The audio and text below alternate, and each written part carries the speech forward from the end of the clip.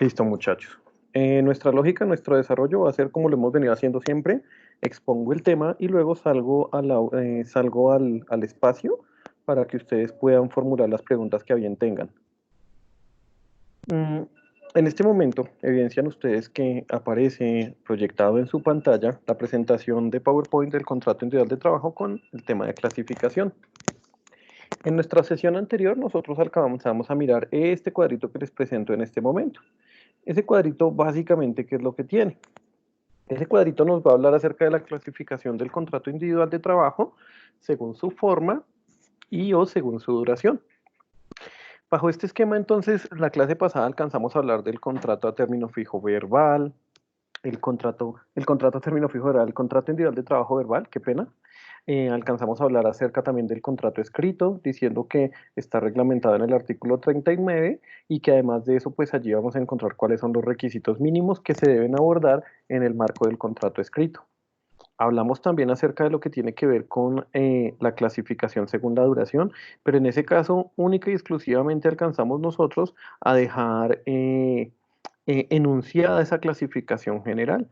Dijimos en su momento que la clasificación según el término de duración del contrato individual de trabajo se nos va a dar en 4 líneas. Contrato ocasional, accidental o transitorio, contrato a término fijo, contrato por obra o labor determinada y a término indefinido. Y lo único que hicimos en su momento fue esto, una mera enunciación. En lo que sí intentamos andar un poco más fue en lo que tenía que ver con algo que nosotros hemos denominado aquí regla general. Y cuando abordamos el tema de la regla general, lo que tratamos de transmitir fue que con independencia del tipo del contrato ante el cual nos encontremos, ya sea verbal o escrito, y con independencia de la clasificación en la que él se encuentre, en cualquiera de estos escenarios, cualquiera de ellos va a terminar en función de la ocurrencia o la materialización de cualquiera de estas otras 3 instituciones jurídicas, que en este caso van a ser las causales objetivas, las justas causas y la ausencia de justa causa. Así las cosas, les voy a pedir un segundito, por favor, qué pena que me está molestando el internet. Denme un segundo si son tan gentiles.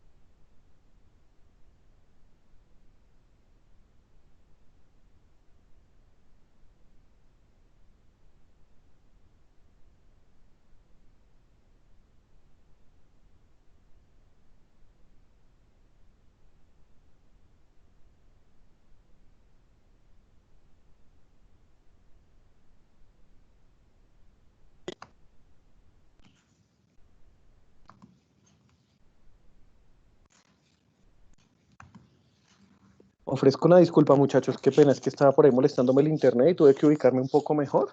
No sé si de pronto el tema se asocia a que estaba muy lejos del módem o qué sería, pero continuemos. Vamos a silenciar los micrófonos para poder continuar. Listo. Entonces les estaba diciendo que alcanzamos a hablar acerca del tema de la regla general, planteando que el contrato de trabajo, por regla general, tiene la posibilidad de extinguirse, ya sea por la ocurrencia de una causal objetiva o por la ocurrencia de una justa causa o en el marco de la terminación sin justa causa. Desde esta perspectiva, entonces, ¿con qué nos vamos a ver? ¿A qué nos vamos a ver abocados? En nuestra siguiente diapositiva vamos a entrar a hablar un poquitico más acerca de estas causales de terminación, tanto objetivas como justas causas como sin justa causa. Lo que voy a hacer es una enunciación conceptual. La idea de que ustedes hayan leído con antelación los artículos 55 al 64 es que encuentren mayor sentido en lo que voy a proceder a decirles. Y sumado a eso, se van a encontrar que en la siguiente diapositiva no van a ver en ningún lugar, perdonen que creo que lamentablemente tampoco, no van a ver en ningún lugar no van a ver en la siguiente diapositiva, se van a encontrar con una institución que no está mencionada en esta, perdonen ustedes el lapsus. Entonces, ¿con qué nos vamos a encontrar allá? Allá nos vamos a encontrar básicamente con, además de las que estoy formulando, una eventualmente ustedes ya han escuchado hablar de ella, se conoce con el término de periodo de prueba. Pero pues ya les explicaré en desarrollo por qué esa se encuentra en la siguiente diapositiva y no está aquí. Así las cosas, nos vamos a encontrar que hemos enunciado con anterioridad y en en sesión anterior, que el contrato de trabajo termina por causales objetivas, por justas causas o sin justa causa. ¿Y qué tiene que ver esto? ¿Por qué se da esa distinción entre causal objetiva, justa causa o sin justa causa? ¿Cuál es la incidencia que esto tiene en el marco del derecho del trabajo? Básicamente tiene que ver con otro concepto ligado a la indemnización. Así las cosas, para entender un poco mejor qué pasa con las causas de terminación del contrato, tendremos que entrar a entender y establecer qué es eso de la indemnización. Entonces, muy rápidamente, en el marco de la mayoría de los contratos que se dan en el derecho civil, comercial y demás, se encuentra uno con que ahí hay cláusulas penales, allí se pactan cláusulas penales y se encuentra uno también con que además de las cláusulas penales se tiene, por ejemplo, el hecho de que se habla de perjuicios. Cuando nosotros entramos a mirar el perjuicio, vamos a encontrarnos que en teoría de las obligaciones y del negocio jurídico, el perjuicio nos va a representar, digamos, se nos va a causar en función de un daño. Así las cosas, los perjuicios los vamos a conocer como patrimoniales y extrapatrimoniales. Y dentro de los perjuicios patrimoniales están el lucro cesante y el daño emergente. Los extrapatrimoniales pues son daño psicológico, daño en vida de relación, daño moral, pero con ello no nos vamos a meter mucho. ¿Por qué? Porque una característica que se nos va a dar en el mundo del derecho del trabajo de cara al contrato individual de trabajo es básicamente el hecho de que en este tipo de contratos en particular, el daño patrimonial, es decir, el lucro cesante y el daño emergente, se encuentra ya tasado desde la perspectiva de la normativa laboral. ¿Qué quiere decir esto? Que en el marco del incumplimiento del contrato, por ejemplo, por el hecho de que el empleador despida sin justa causa al trabajador, automáticamente estaría dando lugar, entre comillas, a un incumplimiento de contrato. Digo entre comillas porque él está legitimado para dar por terminado el contrato así. ¿Qué va a suceder? Como él está legitimado para dar por terminado el contrato sin justa causa, la expectativa que tenía el trabajador de estabilidad y de la permanencia en su puesto de trabajo se ve afectada. Así las cosas en materia laboral, entonces la indemnización por despido injustificado y en términos generales las indemnizaciones van a tener la vocación de ser compensatorias del lucro cesante y el daño emergente en el contrato de trabajo. Por esa razón, es importante conocer un poco este tema de las causales y cómo van a funcionar unas y otras de cara a la ejecución y la finalización del contrato. ¿Por qué? Porque como se pueden dar cuenta dentro de nuestra ilustración en la diapositiva que tienen de presente, cuando hablamos de causales objetivas, tenemos que ellas por regla general no dan lugar a indemnización. Y cuando se enuncia que las causales objetivas por regla general no dan lugar a indemnización, tratamos también de dar a entender que entonces existen algunos casos excepcionales en donde se mantiene la obligación de indemnizar. Ah, para este caso, ya entraré en un momentito a explicar. Siguiendo la misma línea del tema de la indemnización, resulta que cuando hablamos de justas causas, ustedes se dan cuenta que dice que pueden dar lugar a indemnización. Y cuando hablamos de pueden dar lugar a indemnización, quiere decir que puede ser sí o puede ser no. Ya les voy a explicar también en qué contextos sí o en qué contextos no. Y en el marco del despido sin justa causa, nos vamos a encontrar con que dice siempre dan lugar a indemnización. Aquí no hay ni sí ni no, ni es potestativo, ni es facultativo, nada. Simple y llanamente, si opera una terminación de contrato sin justa causa, hay lugar a indemnización. Pero para entender esto un poco más, tenemos que desenmarañar un poquito más a fondo qué es lo que sucede con cada una de ellas. Porque no basta decir que las causales objetivas, por regla general, no dan lugar a indemnización. No es mi intención que ustedes repitan como loros lo que yo digo, y disculpen que utilice ese término, sino que entiendan el porqué de las instituciones jurídicas, porque si algún día les llegan a cambiar el articulado, a modificar, ustedes tendrán el criterio y la capacidad suficiente para determinar en cuál de estas dinámicas se van a encontrar. Entonces, hablemos con mayor detenimiento acerca de las causales objetivas y establecer o a dar una explicación de por qué, por regla general, no dan lugar a indemnización. Las causales objetivas no las vamos a encontrar a lo largo de todo el derecho. Por ejemplo, en materia de familia nos encontramos que en el divorcio hay causales de divorcio objetivas y causales de divorcio subjetivas. ¿Y qué va a pasar con las objetivas? Las objetivas tienen el rasgo particular de que su ocurrencia no es atribuible a la intención o la voluntad de una de las partes, sino que simple y llanamente se materializan por algún agente ajeno a su voluntad. Entonces, para ilustrarles esto, lo voy a ilustrar primero con una dinámica propia de las relaciones entre personas, para luego llevarlo a su manejo en el derecho del trabajo. Imagínense ustedes tienen un noviazgo de 5 años. En el marco de esa relación, ¿qué dinámicas se dan? Ustedes se encuentran instalados aquí en Colombia, en Bogotá, tienen sus negocios, ya tienen toda su vida profesional, su proyecto de vida lo tienen trazado para mantenerse en Colombia. Su pareja, su novio o novia, no es de aquí, es alemán, pongamos ese ejemplo. Y pues se conocen bien, pero un día, el día menos pensado, a él o a ella le llaman diciéndole que su señora madre está teniendo problemas serios de salud y que es necesario que él se regrese de manera indefinida a su país de origen, es decir, Alemania. En esta situación, ustedes tienen su proyecto de vida ya establecido aquí, entonces ustedes no van a abandonar el país. Pues, ¿qué es lo que va a pasar muy probablemente con ese noviazgo? Lo más probable es que ustedes se sienten, hablen y terminen terminando o finiquitando la relación, pues básicamente por esa circunstancia. Como se pueden dar cuenta, en este caso en particular, no podría decirse que la culpa sea del uno o del otro. No puede uno decir que el que se va porque quiere y le viene en gana, no.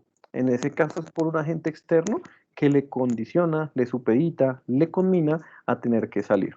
Ahora bien, salgámonos de esa dinámica de la relación entre personas y traigámoslo al derecho del trabajo. Cuando nosotros hablamos de las causales objetivas, entonces la lógica es exactamente la misma. Orbita en torno a la ocurrencia de sucesos, eventos, hechos que no son imputables a la voluntad de ninguna de las partes, en este caso, ni al empleador ni al trabajador. Así las cosas, entonces tomemos como referente unas pocas de ellas. La primera, por excelencia, contenida en el artículo 61, nos va a decir que es una causal determinación del contrato individual de trabajo, la muerte del trabajador. Perdonen, qué pena. La muerte del trabajador. Y esa es considerada una causal objetiva básicamente ¿por qué? Porque no es posible decir que la muerte del trabajador es responsabilidad del empleador. En este caso, pues es un hecho de la naturaleza y teniendo en cuenta que se trata de un hecho de la naturaleza, no podría uno entrar a culpar al empleador de la muerte del trabajador. Y mucho menos podría uno decir que la culpa de la muerte del trabajador es del mismo trabajador. Ahí no hay ni siquiera sentido en la medida en que quién cobraría la indemnización de eso. No hay culpa en ninguno de los dos. Así las cosas, entonces la norma va a establecer que en ese caso hay una causal determinación de contrato individual de trabajo de carácter objetivo, pues por los argumentos que he expuesto. Ahora bien, tendremos que entrar a responder a la pregunta o a la afirmación de, por regla general, no dan lugar a indemnización. ¿Y cómo vamos a responder eso? Simple. Por regla general, las causales objetivas no dan lugar a indemnización por disposición normativa, salvo por dos causales específicas que se encuentran enunciadas en el Código Sustantivo. ¿Y cuáles son esas dos causales específicas? Esas causales específicas son la que tiene que ver con la disolución y o liquidación de la empresa, una, y dos, la causal que tiene que ver con el cierre o clausura del establecimiento por un periodo superior a los 120 días. En ese caso, nos vamos a encontrar con que esas dos causales objetivas, a pesar de ser causales objetivas, mantienen la obligación de indemnizar al trabajador.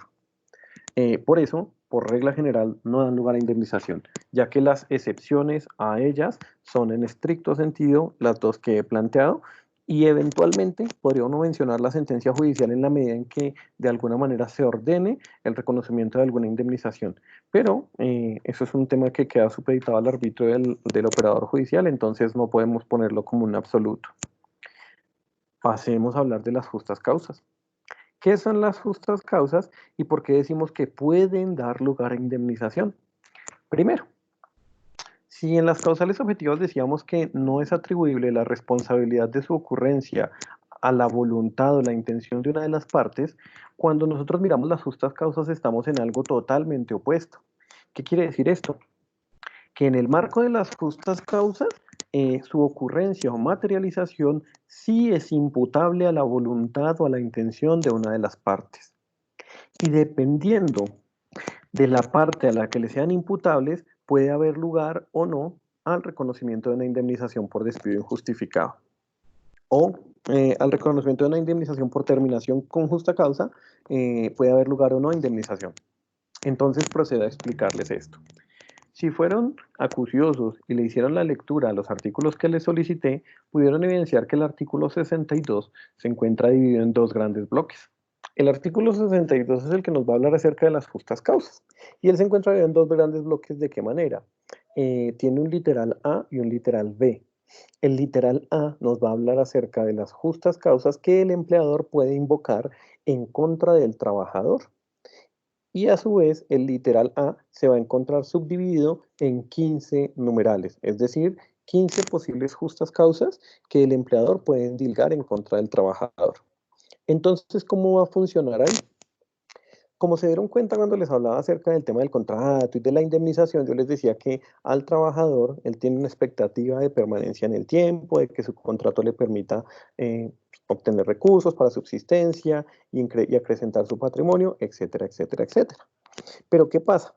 Resulta que el empleador, y decíamos que si el empleador da por terminado el contrato sin justa causa, hay lugar a que indemnice al trabajador.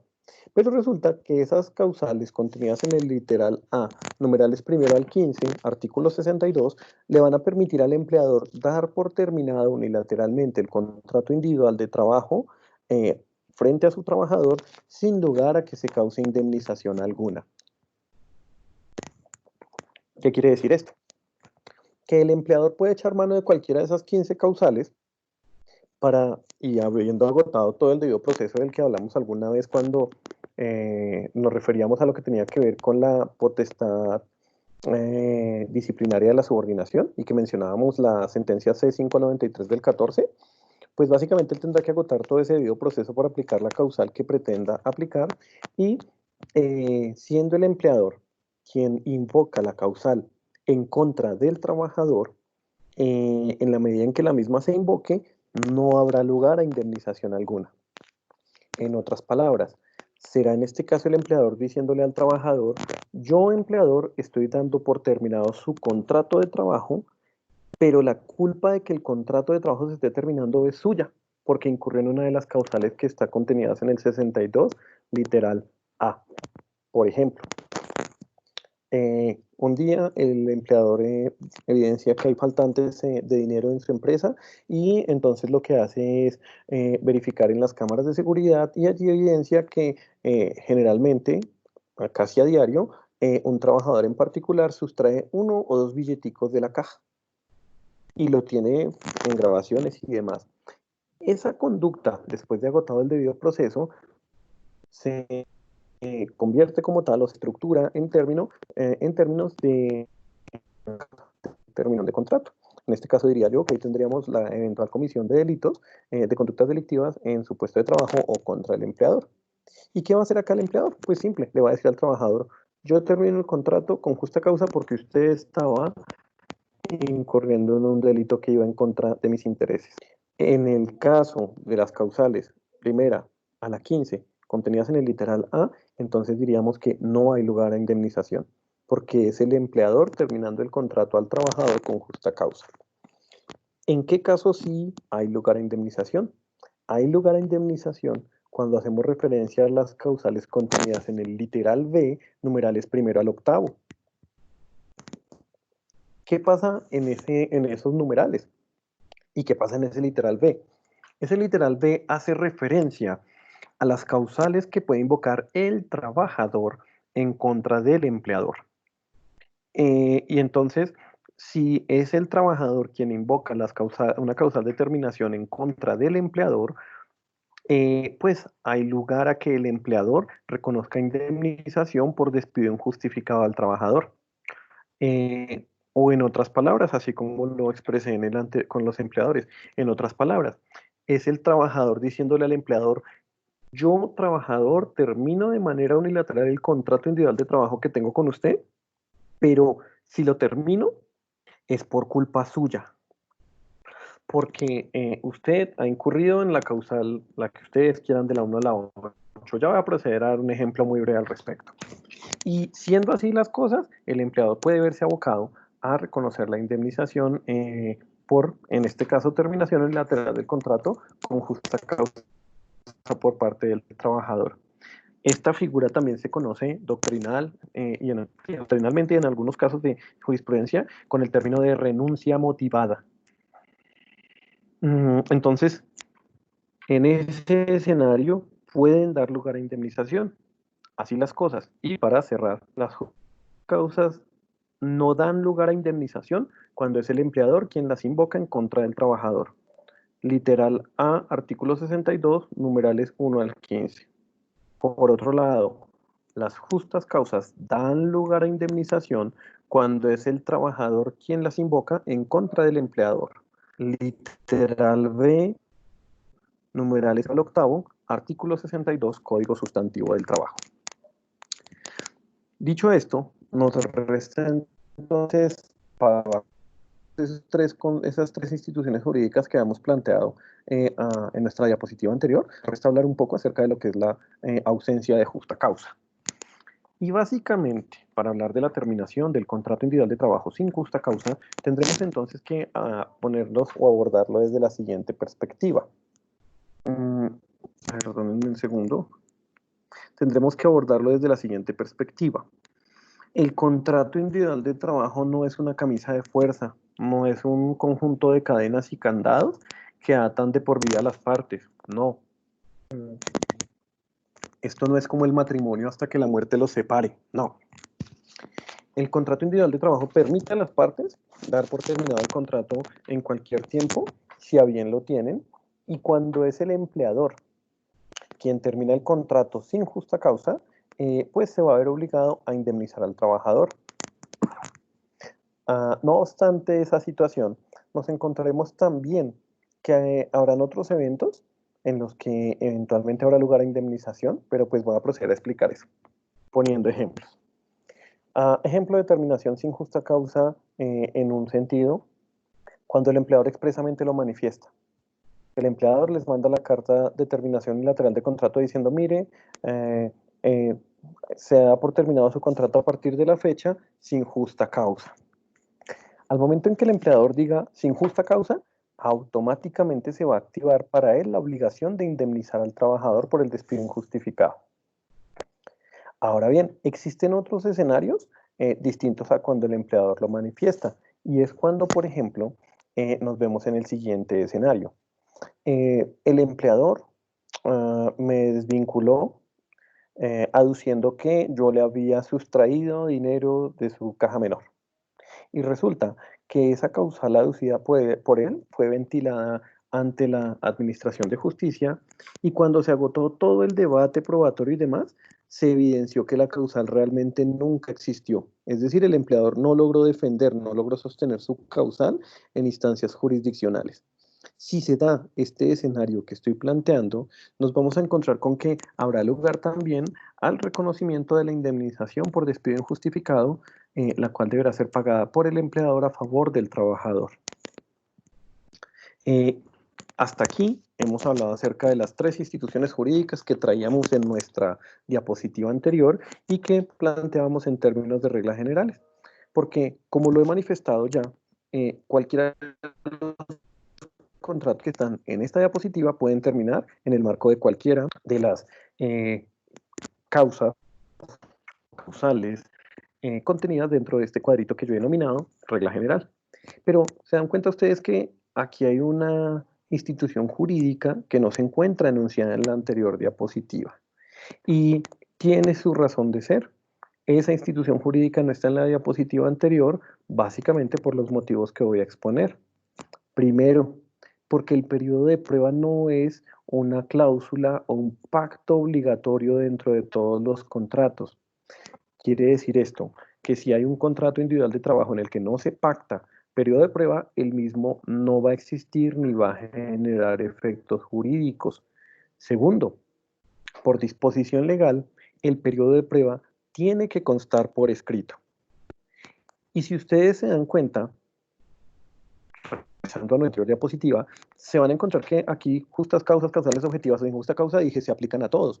Pero ven, si la terminación en periodo de prueba tiene que obligatoriamente constar por escrito, ¿será que yo puedo hablar de periodo de prueba dentro de un contrato verbal? Pues no, yo no puedo hablar de periodo de prueba dentro de un contrato verbal, básicamente porque la norma me va a exigir que el periodo de prueba conste por escrito. Así las cosas, vamos a hablar un poco acerca del periodo de prueba. Digamos que sea parte de lo más extenso. Es importante que lo conozcan y lo tengan presente, ya que igual es una institución jurídica que se puede presentar de cara al contrato individual de trabajo. Lo primero que se tiene que decir es que el periodo de prueba es un periodo, un lapso de tiempo al inicio del contrato en donde el empleador y el trabajador tienen la potestad de hacer unas valoraciones. ¿Qué valoraciones van a hacer? Dentro de la vigencia del periodo de prueba, tiene la potestad de sopesar o valorar qué tan satisfecho la gestión del trabajador está vinculando, si ejecuta las actividades bien, si además es diligente, si es puntual, etcétera, etcétera, etcétera. Ese primer tiempo lo utiliza el trabajador para eso.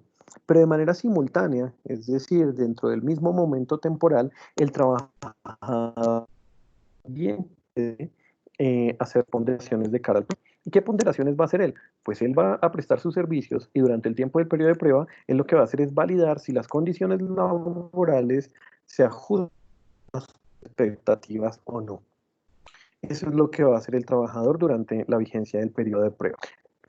Entonces, perdón, dicho esto, durante ese lapso de tiempo está concebido y esa es la finalidad y es lo que es el periodo de prueba. Ahora, como ya lo manifesté, el mismo debe constar por escrito y la norma nos va a dar un par de reglas generales. ¿Cuáles van a ser las reglas generales? Que el mismo no puede tener una duración superior a 2 meses. El periodo de prueba no puede ser superior a 2 meses. Y que solo podría prorrogarse en la medida en que, por ejemplo, se haya pactado inicialmente un periodo de prueba de 15 días, en donde era posible pactar 1 a 2 meses. Entonces, pactear 15 días y si antes del vencimiento el empleador y el trabajador en mutuo acuerdo deciden prorrogar el periodo de prueba, habrá lugar a la prórroga. De lo contrario, el periodo de prueba no se puede prorrogar. Requisito máximo 2 meses, salvo por el hecho de que si se pacta por periodos inferiores, se pueda prorrogar en mutuo acuerdo. Pero ojo, cuando estamos ante la situación, ante el escenario de las prórrogas, tenemos que tener presente que si se prorroga el contrato, el periodo de prueba, el mismo en su duración total, es decir, sumadas una y otra prórroga, no podrá ser superior a 2 meses la duración total. Se sigue manteniendo en la regla de los 2 meses frente a lo que tiene que ver con su duración. Sumado a esto, es importante también que sepan que durante la vigencia del periodo de prueba, el trabajador goza sin ningún problema de todos los derechos laborales. Él goza del derecho a que le paguen salarios, prestaciones sociales, cotizaciones al sistema de seguridad social, todo lo que sería lo que es propio del contrato de trabajo, aun cuando labore un solo día. Por ese único día laborado, él ya va a tener derecho a que le reconozcan sus prestaciones, salarios y toda erogación laboral. Finalmente, es importante saber pues, qué pasa con el periodo de prueba de cara a una forma de terminar el contrato de trabajo.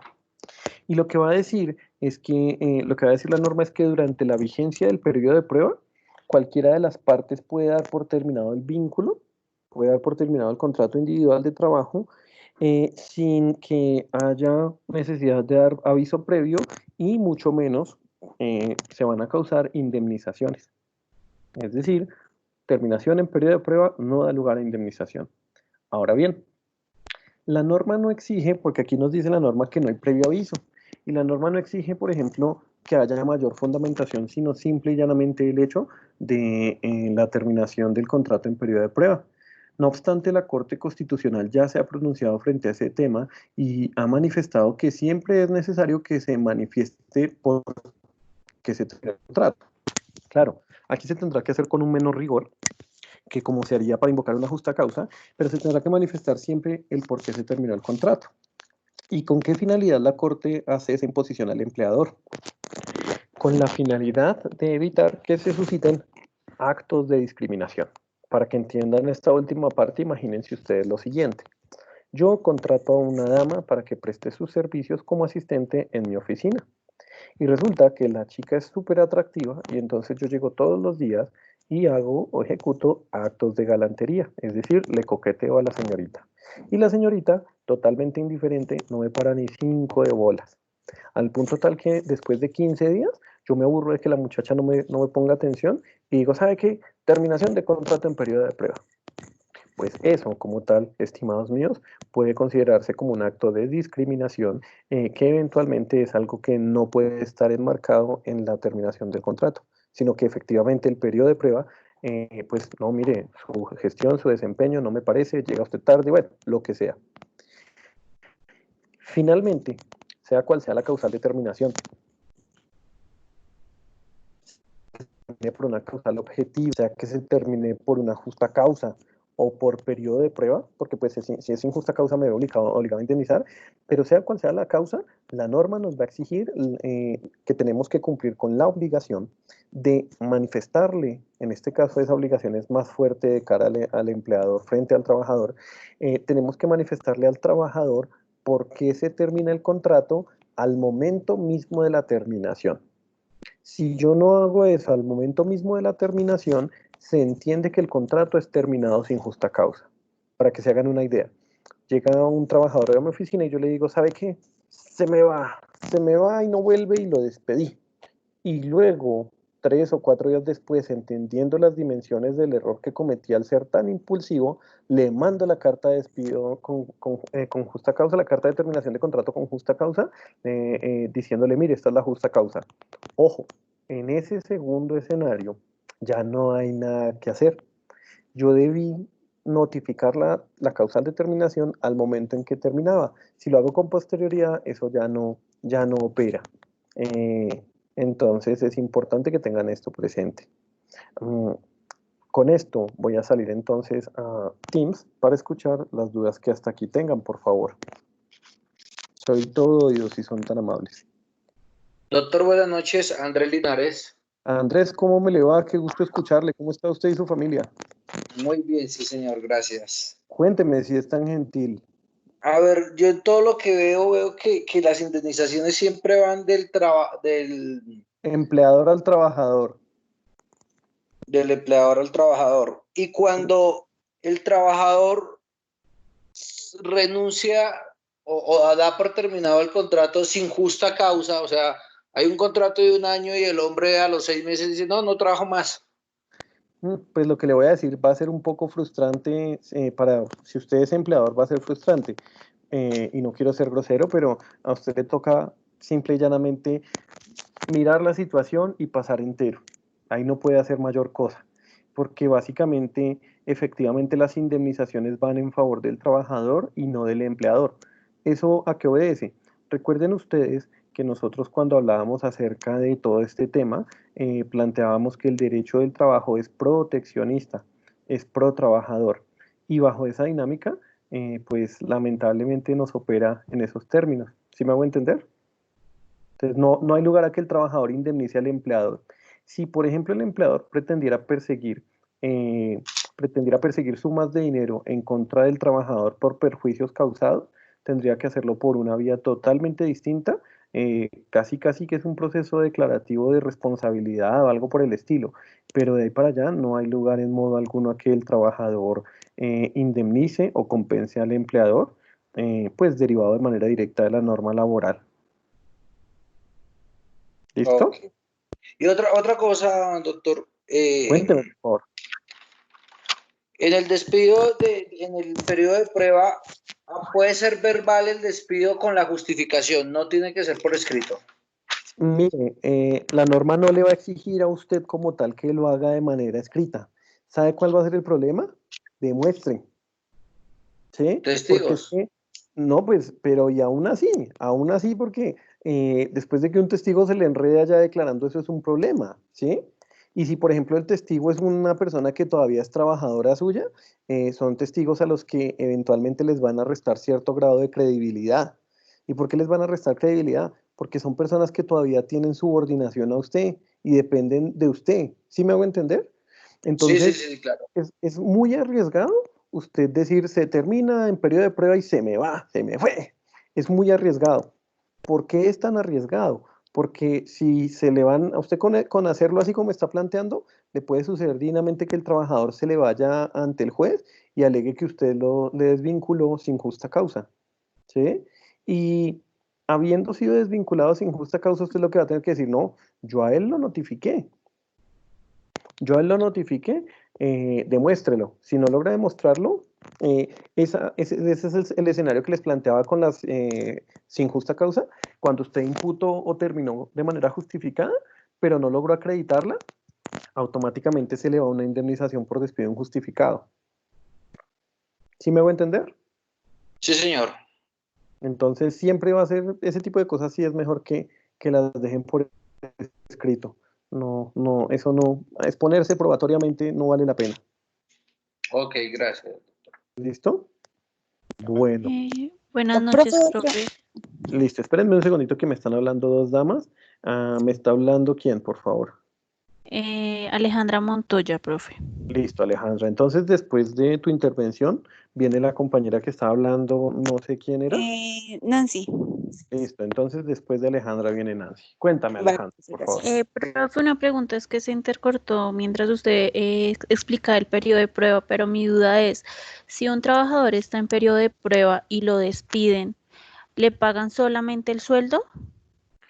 Pues le van a pagar salario, le van a pagar prima, le van a pagar cesantía, interés a la cesantía, vacaciones y le tendrán que realizar las cotizaciones al sistema de seguridad social, salud, pensiones, riesgos laborales por los días laborados y caja de compensación.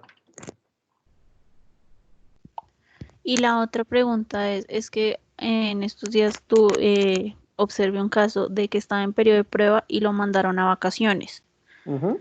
Y entonces ya después le terminaron pues todo, entonces también le pagaron vacaciones. Digamos que me lío. En principio, si estaba en periodo de prueba, quiere decir que lleva muy poco tiempo, porque es importante decir algo. El periodo de prueba solo va al comienzo del contrato. No pueden, por ejemplo, darse situaciones como algunas que uno ha visto, que tienen que ver con que lleva la persona 5 años laborando y entonces en el quinto año le dicen, venga, le voy a hacer un ascenso, pero para poder llevar a cabo ese ascenso necesito que usted se someta a un periodo de prueba y resulta que se sometió al periodo de prueba y lo terminaron despidiendo. Ese segundo periodo de prueba es ineficaz. Entonces, en el caso que tú me planteas, teóricamente debería ser una persona con muy poco tiempo. ¿Y cuál es el tema? Dentro de lo que está pasando actualmente con el asunto del COVID-19, una de las alternativas que ha planteado la cartera ministerial del trabajo es que el empleador puede conceder vacaciones anticipadas al trabajador. Y eso está dentro de las posibilidades en este momento. Entonces él le van a pagar inclusive vacaciones por un periodo de tiempo superior. ¿Cuál es el tema? Que cuando él lo vayan a liquidar, teóricamente, de acuerdo con lo que ha hecho el ministerio en este momento, podrá entrar a compensar las diferencias que se puedan dar entre lo que se le haya concedido y lo que él efectivamente haya causado. Ok, gracias, profe. ¿Listo? Ok, con gusto. Nancy, por favor. Listo, profe. Mi pregunta es, ¿existe un contrato a término indefinido y ya se superaron los 2 meses, pues, Del de periodo de el prueba. periodo de prueba? Sí. Ujú. Entonces, le notifican a la persona que se le suspende el contrato de trabajo se le suspende, no, se le termina es la palabra, porque hubo un paro en la rama judicial y la empresa no está teniendo los mismos ingresos. Ujú. Entonces, esta persona solicita pues una indemnización porque no es una causal para terminar el contrato sin justa causa, ¿sí me hago entender? No, no hay justa Después de, causa. No es exacto, una causal. Ajá. después de ello, entonces la persona solicita la indemnización Ujú. y la empresa le dice, no, le vamos a terminar el contrato porque usted no cumplió con las labores dentro de la empresa.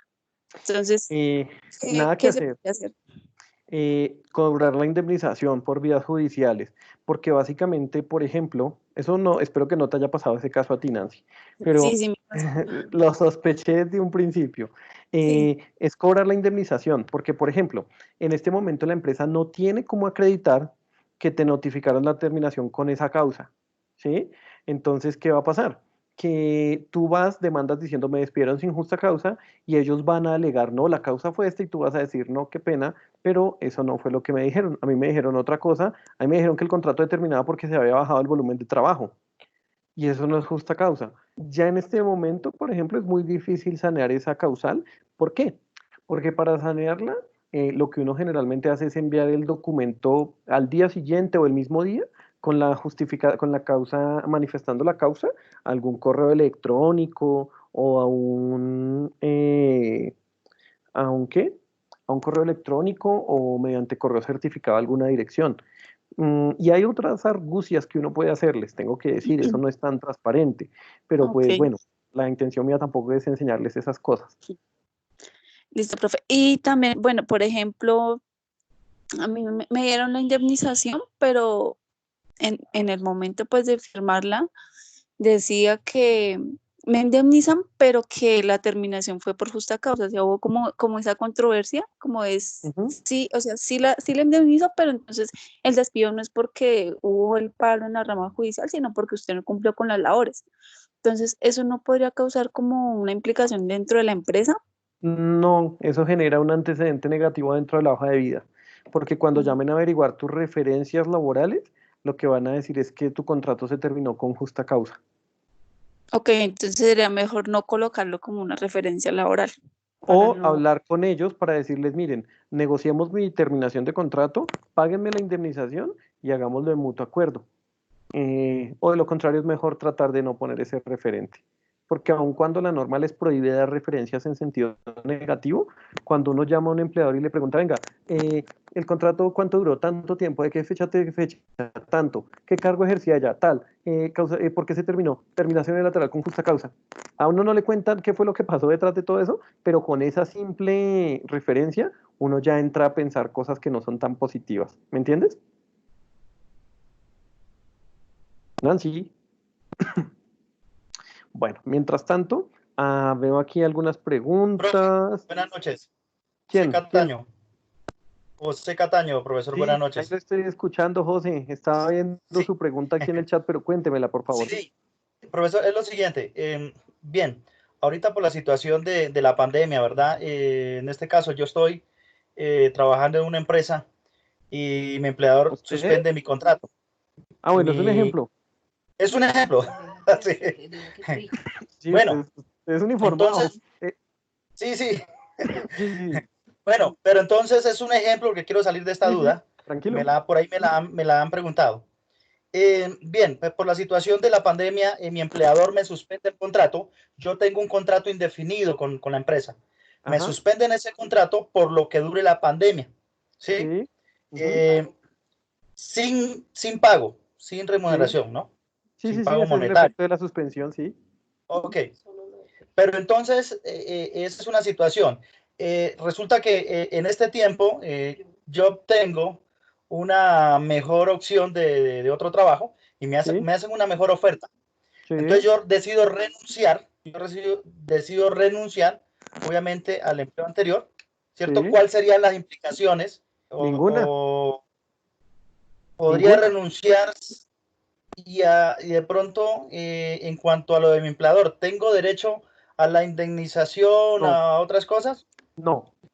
No porque cuando usted renuncia, usted está terminando de manera unilateral el contrato por su lado y porque se le, disculpe el término, porque le vino en gana. ¿Sí me hago entender? Entonces, si es bajo ese esquema, es como cuando su novia viene y le dice a usted, terminemos. ¿Y por qué terminamos? Porque sí, punto, y terminamos. ¿Usted qué puede hacer ante eso? ¿Mm? Sí. Entonces, ahí no hay nada que hacer, José. Ah, perfecto. ¿Me puedo ir ¿Listo? tranquilo? Sí. O sea, en el sector público si no opera así, es importante que lo sepa, No, sobre todo por el rol que usted sí, tiene. Cuando uno habla de vinculaciones con el Estado se tiene la calidad de empleado público, porque si estamos ante un trabajador oficial, la cosa funciona igual que en el código sustantivo, pero si es un empleado público, el empleado público pasa su renuncia y no puede dejar de prestar su servicio sino hasta cuando le acepten la renuncia, para lo cual la autoridad, la administración cuenta con un término de hasta 30 días, de hasta un mes. Quiere decir esto que si a usted pasa su renuncia hoy siendo empleado público, usted tendrá que seguir trabajando un mes más. Y pues ese va con todos sus salarios y sus erogaciones laborales, pero usted tiene que trabajar un mes más hasta cuando la renuncia le sea aceptada. Si usted no se presenta a su puesto de trabajo y no le ha sido aceptada la renuncia, esto le puede dar lugar a la iniciación de procesos disciplinarios con sanciones disciplinarias y demás. Si alguien tiene una pregunta, resuelvo la última para continuar con la exposición, por favor. profe. Sí, ahora que Profe, tocó usted tengo el una tema ya con pregunta. respecto Espere, a mi José. trabajo. Espere, José. Dejemos a la compañera y ahorita volvemos con usted, ¿listo? Qué pena. Ok. Téngala ahí, no la vaya a dejar en saco roto porque lo que usted me pregunta sirve para todos. Compañera, ¿quién me iba a preguntar? Yo, profe Norma Camacho. Cuéntame, Profe, Norma, por favor. lo que veo, no sé si es por la posición dominante que ocupa el trabajador, pero no sé si es mi percepción, pero entiendo que los procedimientos internos que realiza la empresa en contra del trabajador como que no da, o da la sensación de que no dé ningún tipo de seguridad jurídica porque el trabajador puede ir a la vía judicial y cambiar la decisión que tenga el empleador. O sea, no sé si es la Mm, percepción que tenga de que no preste seguridad jurídica, no sé si es por la posición dominante. No sé, quiero que del empleador. me ayude a aclarar. Sí, Sí, sí tiene mucho que ver, porque efectivamente el empleador tiene una posición dominante frente al trabajador. Y recuerda, Norma, que el derecho laboral es proteccionista y ese proteccionismo se va a ver inclinado hacia el beneficio del trabajador. Entonces, sí tiene mucho que ver lo que tú estás planteando, básicamente porque cuando el empleador es quien está invocando la justa causa, el empleador no solo es juez, sino que también es parte. Y en muchas ocasiones, yo en algún momento en el salón, no sé si fue a ustedes, les conté que un empleador, un empleador me pidió a mí que termináramos un contrato de una persona y la indemnizáramos. Y pues lo que yo en su momento le dije fue, venga, mire, esta señora nos va a demandar igual cuando se vaya. Miremos qué otro camino, y lo que se hizo fue buscar justas causas que no eran demostrables realmente, pero se buscaron las justas causas para en su momento dar por terminado el contrato, sabiendo que si nos demandaba íbamos a tener que indemnizarla, pero por lo menos ya resolvíamos de fondo la situación. Entonces, mira, te pongo ese ejemplo de lo que yo mismo viví y que además no es ajeno. Míralo nada más de esta manera: si tú tienes una trabajadora de servicio doméstico en tu casa que no, que le echó el ojo a tu esposo y que lo mira y que le hace ojitos y es como coqueta, eso es lo que tú percibes, y nunca pasa absolutamente nada, seguramente tú vas a buscar la forma de desvincularla, y si lo vas a hacer, digamos, en el marco del derecho, pues vas a buscar una justa causa. Entonces, siendo tú juez y parte, esa trabajadora podría llegar después a decir, venga, ella me despidió sin justa causa y me despidió sin justa causa, y lograr demostrar que lo que había no era una justa causa. Entonces, sí, por esa razón es que yo siempre les he dicho, no sé si a ustedes se los he mencionado, pero una recomendación que yo le hago a todos mis estudiantes es que siempre que ustedes tengan una justa causa en las manos, busquen la renuncia antes que hacer valer la justa causa. Dejen la justa causa como una última posibilidad, salvo que tengan otro tipo de intereses. ¿Por qué? Porque si el trabajador es quien renuncia, si el trabajador es quien renuncia, ya, ustedes se quitaron un dolor de cabeza. La probabilidad de que él vaya y demande eso en jurisdicción sigue existiendo, pero es mucho más baja, porque ya él tendrá que entrar a explicar por qué pasó una carta de renuncia en el marco de eso, y luego está demandando una terminación unilateral sin justa causa, o una renuncia bajo presión. tendría yo no que entrar a mirar ese aspecto, pero la probabilidad de demanda en esos contextos es menor. Porque les pongo el ejemplo. A comienzo de este año, yo estaba asesorando una clínica odontológica en Armenia, Quindío. Ellos tenían un trabajador que se fue de vacaciones. Yo creo que les conté el caso. El señor se fue de vacaciones y tenía una pésima actitud de cara a la empresa. Durante el tiempo en que él estuvo afuera, ellos descubrieron que el señor estaba, pues, estaba robando, disculpen que utilice el término tan escueto, estaba robando a la empresa. ¿Y cómo lo hacía? Él le vendía los retenedores a los clientes de la clínica, los hacía fabricar con el proveedor de la clínica, él recibía el dinero y ese dinero nunca llegaba a la clínica. Entonces ese trabajador, cuando se descubrió el tema, se le citó a descargos y cuando se le cita a descargos a él se le dice, mire, los hechos son estos, lo que usted eventualmente está infringiendo es esto dentro del código sustantivo y eventualmente también se le plantearon los temas del aspecto penal y se le dijo, y lo vamos a llamar a descargos pues para tomar una decisión de cara a su caso. Cuando a él se le presenta esta situación, se le plantea el término, mire, qué embarrada, usted es una persona que durante mucho tiempo nos sirvió mucho, por esto nos tiene súper defraudados y decepcionados. Se habló con él y el muchacho decidió renunciar. Resultado de la ecuación de cara a todo el tema que les estoy planteando. Mi cliente, por ejemplo, decía, no, lo denunciamos y que mejor dicho, aquí para allá y para allá. Y yo le decía, venga, ¿usted qué le sirve denunciarlo? Si es un proceso penal que quién sabe cuánto tiempo se tome, que inclusive puede que termine archivado y usted sigue ahí desgastándose. Mientras que si ese señor se le va, usted listo, se fue el señor, le paga lo que le corresponde. Inclusive en ese caso logramos que él reembolsara el dinero que se había llevado. Y ya, murió el tema ahí y nos evitamos un eventual proceso judicial por un tema de la existencia o inexistencia de una justa causa. Además de todo el rigor que se tiene que agotar para poder invocarla en función de la C593 de 2014, que insisto, ya hemos mencionado en sesiones anteriores. Entonces, pues para que más o menos se hagan una idea. Con esto, pues digamos que quedemos en stand-by con las preguntas. Voy a continuar con la exposición de nuestras diapositivas con la finalidad de seguir avanzando en el tema. Habiendo ya planteado estos tips adicionales, entonces, no, pero espere, José, déjeme ya en un momentito, por favor, qué pena. Déjeme un momento, si es tan gentil. Sí, señor. Habiendo dicho esto, pues vamos a ya empezar a hablar acerca de los contratos, del contrato individual de trabajo según su duración. Y vamos a explicar un poco qué pasa con cada uno de ellos.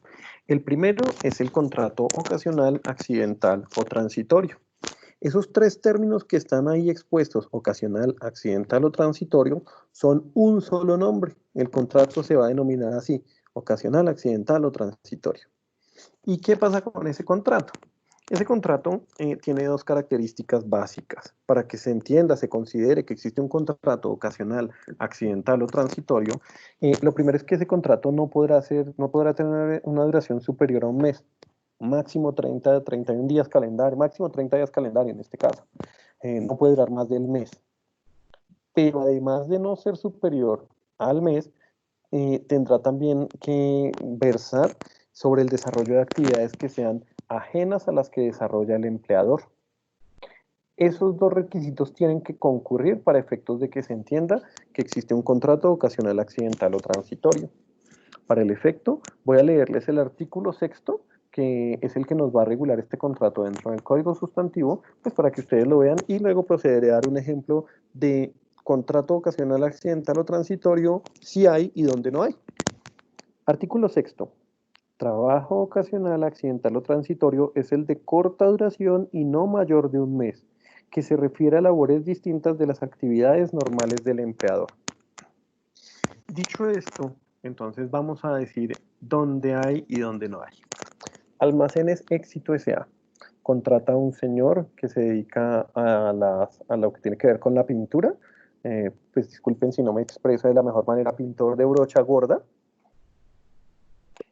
Para que durante 20 días pinte las líneas que dividen los espacios en el parqueadero, pues para el parqueo de los vehículos. Es un contrato que se pacta por 20 días. En ese caso que estoy planteando, vamos a estar enfrente de un contrato ocasional, accidental o transitorio. ¿Por qué? porque el mismo no dura más de un mes.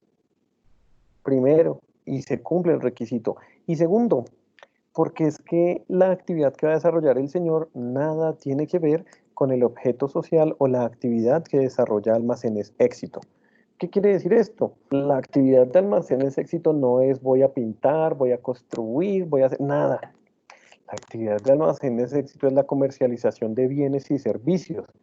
Y el que el señor pinte las rayas de parqueadero no está ligado a esa actividad. 1. Ahí entonces sí hay contrato individual de trabajo. 2. Ejemplo donde a pesar de que se dan algunas características, no hay contrato ocasional, accidental o transitorio. Mismo empleador, Almacenes Éxito S.A. Esta vez contrata a una dama para que funja como impulsadora en la sección de carnes frías. Y el contrato es de 20 días. La muchacha efectivamente ejecuta su contrato. En ese segundo escenario que he planteado, no nos encontramos ante un contrato ocasional, accidental o transitorio. ¿Por qué? Porque a pesar de que el mismo cumple con el requisito de no ser superior a un mes, porque igual son 20 días nada más, no cumple con el requisito de que las actividades sean distintas de las que desarrolla el empleador, ya que, por el contrario, la actividad de impulsadora es complementaria, conexa, inherente a la que desarrolla el empleador. Ella va a ir a impulsar un producto o servicio, pues tiene que ver de manera directa con la actividad que desarrolla el empleador. Así las cosas, esto es básicamente lo que nos va a decir la norma frente al contrato ocasional, accidental o transitorio. Dicho esto, pasemos al siguiente contrato. Y el siguiente contrato va a ser el contrato a término fijo. Como se pueden dar cuenta ustedes, como pueden evidenciar, en este momento ya es un poco más extensa nuestra diapositiva. Les pido un segundito. Es más extensa nuestra diapositiva. Les pido me vayan escuchando para irles dando una idea. Es más extensa básicamente porque el contrato a término fijo tiene mayores pormenores que debemos observar para su desarrollo. Lo primero, entrar a definirlo. Y para definirlo entonces tenemos que echar mano de lo que tiene que ver con la teoría general de contratos, de negocio jurídico, de obligaciones. Denme un segundo. Listo, qué pena con ustedes. Entonces les estaba diciendo, tenemos que entrar a definirlo.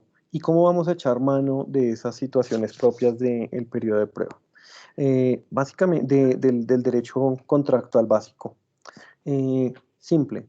Cuando yo recuerdo que a mí me dictaban clases de obligaciones, en esas clases me decían, mire, las obligaciones se pueden ver mediadas por algo que se va a conocer con el término de condición resolutoria. Y la condición resolutoria básicamente era una institución jurídica que lo que hacía era enervar o hacer que, no sé, se hiciera exigible una determinada situación o que en su defecto se extinguiera, etcétera, etcétera. Es decir, ella lo que va a generar es un efecto de cara al contrato, pues en el sentido de hacer exigible algo o generar un efecto en particular. Para ese caso yo me acuerdo que se hablaban de las obligaciones modales y las obligaciones modales estaban ligadas a aquellas que se supeditaban al plazo o a la condición. ¿Qué quiere decir eso? Hay obligaciones que cuando se cumple un determinado plazo pueden perseguirse. Pues en el marco del derecho del trabajo, el contrato a término fijo es un contrato sujeto a plazo. Para el efecto también será importante recordar la definición jurídica de plazo así muy breve, y básicamente el plazo es un hecho futuro cierto. ¿Qué quiere decir eso? Es una situación en la que no incide la voluntad del ser humano, que en este caso se ubica en el futuro y es cierto porque sabemos que va a pasar. Es decir, si yo digo 30 de diciembre del 2020, estamos hablando de algo que va a pasar, pues porque en principio, mientras no llegue el fin del mundo, habrá lugar a que esa fecha tenga ocasión. Dicho esto, entonces, este contrato es el que va a responder de manera directa a la causal objetiva de determinación contemplada en el artículo 61, que se liga al vencimiento del plazo fijo pactado. Es este contrato, única y exclusivamente este, y es por las razones que ya he expuesto. Ahora bien, cuando hablamos del contrato a término fijo, nos vamos a encontrar que el mismo va a tener una subdivisión, una subclasificación en dos bloques. ¿Y por qué va a tener esa subdivisión, esa subclasificación? Porque el contrato a término fijo se nos va a clasificar en contrato a término fijo de 1 a 3 años y contrato a término fijo inferior a 1 año. Esa división tiene su razón de ser, ya que si bien es cierto, en ambos casos estamos hablando de contrato a término fijo, cuando hablamos del término fijo inferior a 1 año vamos a tener unas reglas especiales que se van a aplicar. ¿Y por qué hablo de reglas especiales? Porque hay unas reglas generales, valga esa redundancia conceptual. Hay unas reglas generales, quiere decir que hay un conjunto de reglas que se van a aplicar en términos generales al contrato individual de trabajo a término fijo con independencia de su término de duración. Y son las que se encuentran enunciadas aquí frente al contrato de 1 a 3 años. Entonces, ¿cuál va a ser el ejercicio que vamos a hacer en este momento? Voy a empezar a hacer alusión a esos requisitos, esas reglas que van a mediar el contrato individual de trabajo a término fijo de 1 a 3 años. Voy a llevarlos a una gráfica para explicarles un poco mejor lo que les voy a plantear y una vez hecho esto, voy a hablar acerca del contrato a término fijo inferior a 1 año al cual se le aplican las reglas generales, salvo por el manejo especial en dos aspectos que ustedes ya ven aquí enunciados. Dicho esto, la norma me exige que el contrato a término fijo conste por escrito. Ese es un primer elemento. Si el contrato a término fijo no consta por escrito, pues simple, no existe contrato a término fijo. Segundo, o sumado a eso, el contrato a término fijo nunca podrá tener una duración superior a 3 años.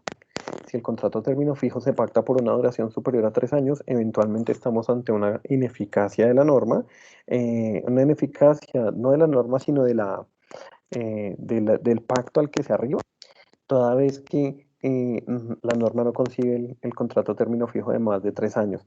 Habría lugar eventualmente a que uno solicite, se desconozca ese término fijo y se tenga como término indefinido, pero pues, insisto, esto ya sería dependiendo del contexto en particular en que se encuentre.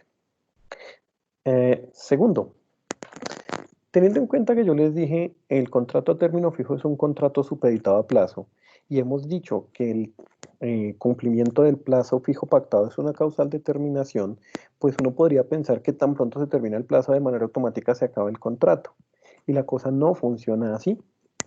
Resulta que la normativa en materia de contrato a término fijo lo que ha dicho es que el contrato es de prórroga automática. ¿Y qué nos va a decir? Nos va a decir, mire, si bien es cierto el contrato se extingue cuando se cumple un determinado plazo fijo pactado, el mismo se va a supeditar a que las partes manifiesten su intención de no prorrogarlo, por lo menos en un término no inferior a 30 días antes del vencimiento. ¿Qué quiere decir esto? Que aquí lo que la norma me está diciendo, si usted quiere que el contrato a término fijo se extinga por vencimiento del plazo fijo pactado, tiene que notificárselo al trabajador con una antelación no inferior a 30 días a la fecha de vencimiento. Esto ya lo voy a ilustrar a través de la siguiente diapositiva para que ustedes lo entiendan mejor. Frente al periodo de prueba, la duración máxima de 2 meses se nos va por la regla general, salvo por la excepción o esa regla especial que vamos a manejar más adelante con el contrato a término fijo inferior a 1 año. La indemnización del contrato a término fijo será equivalente al valor de los salarios pendientes de devengar desde el momento de la terminación del contrato hasta cuando el contrato se terminaría por el vencimiento normal.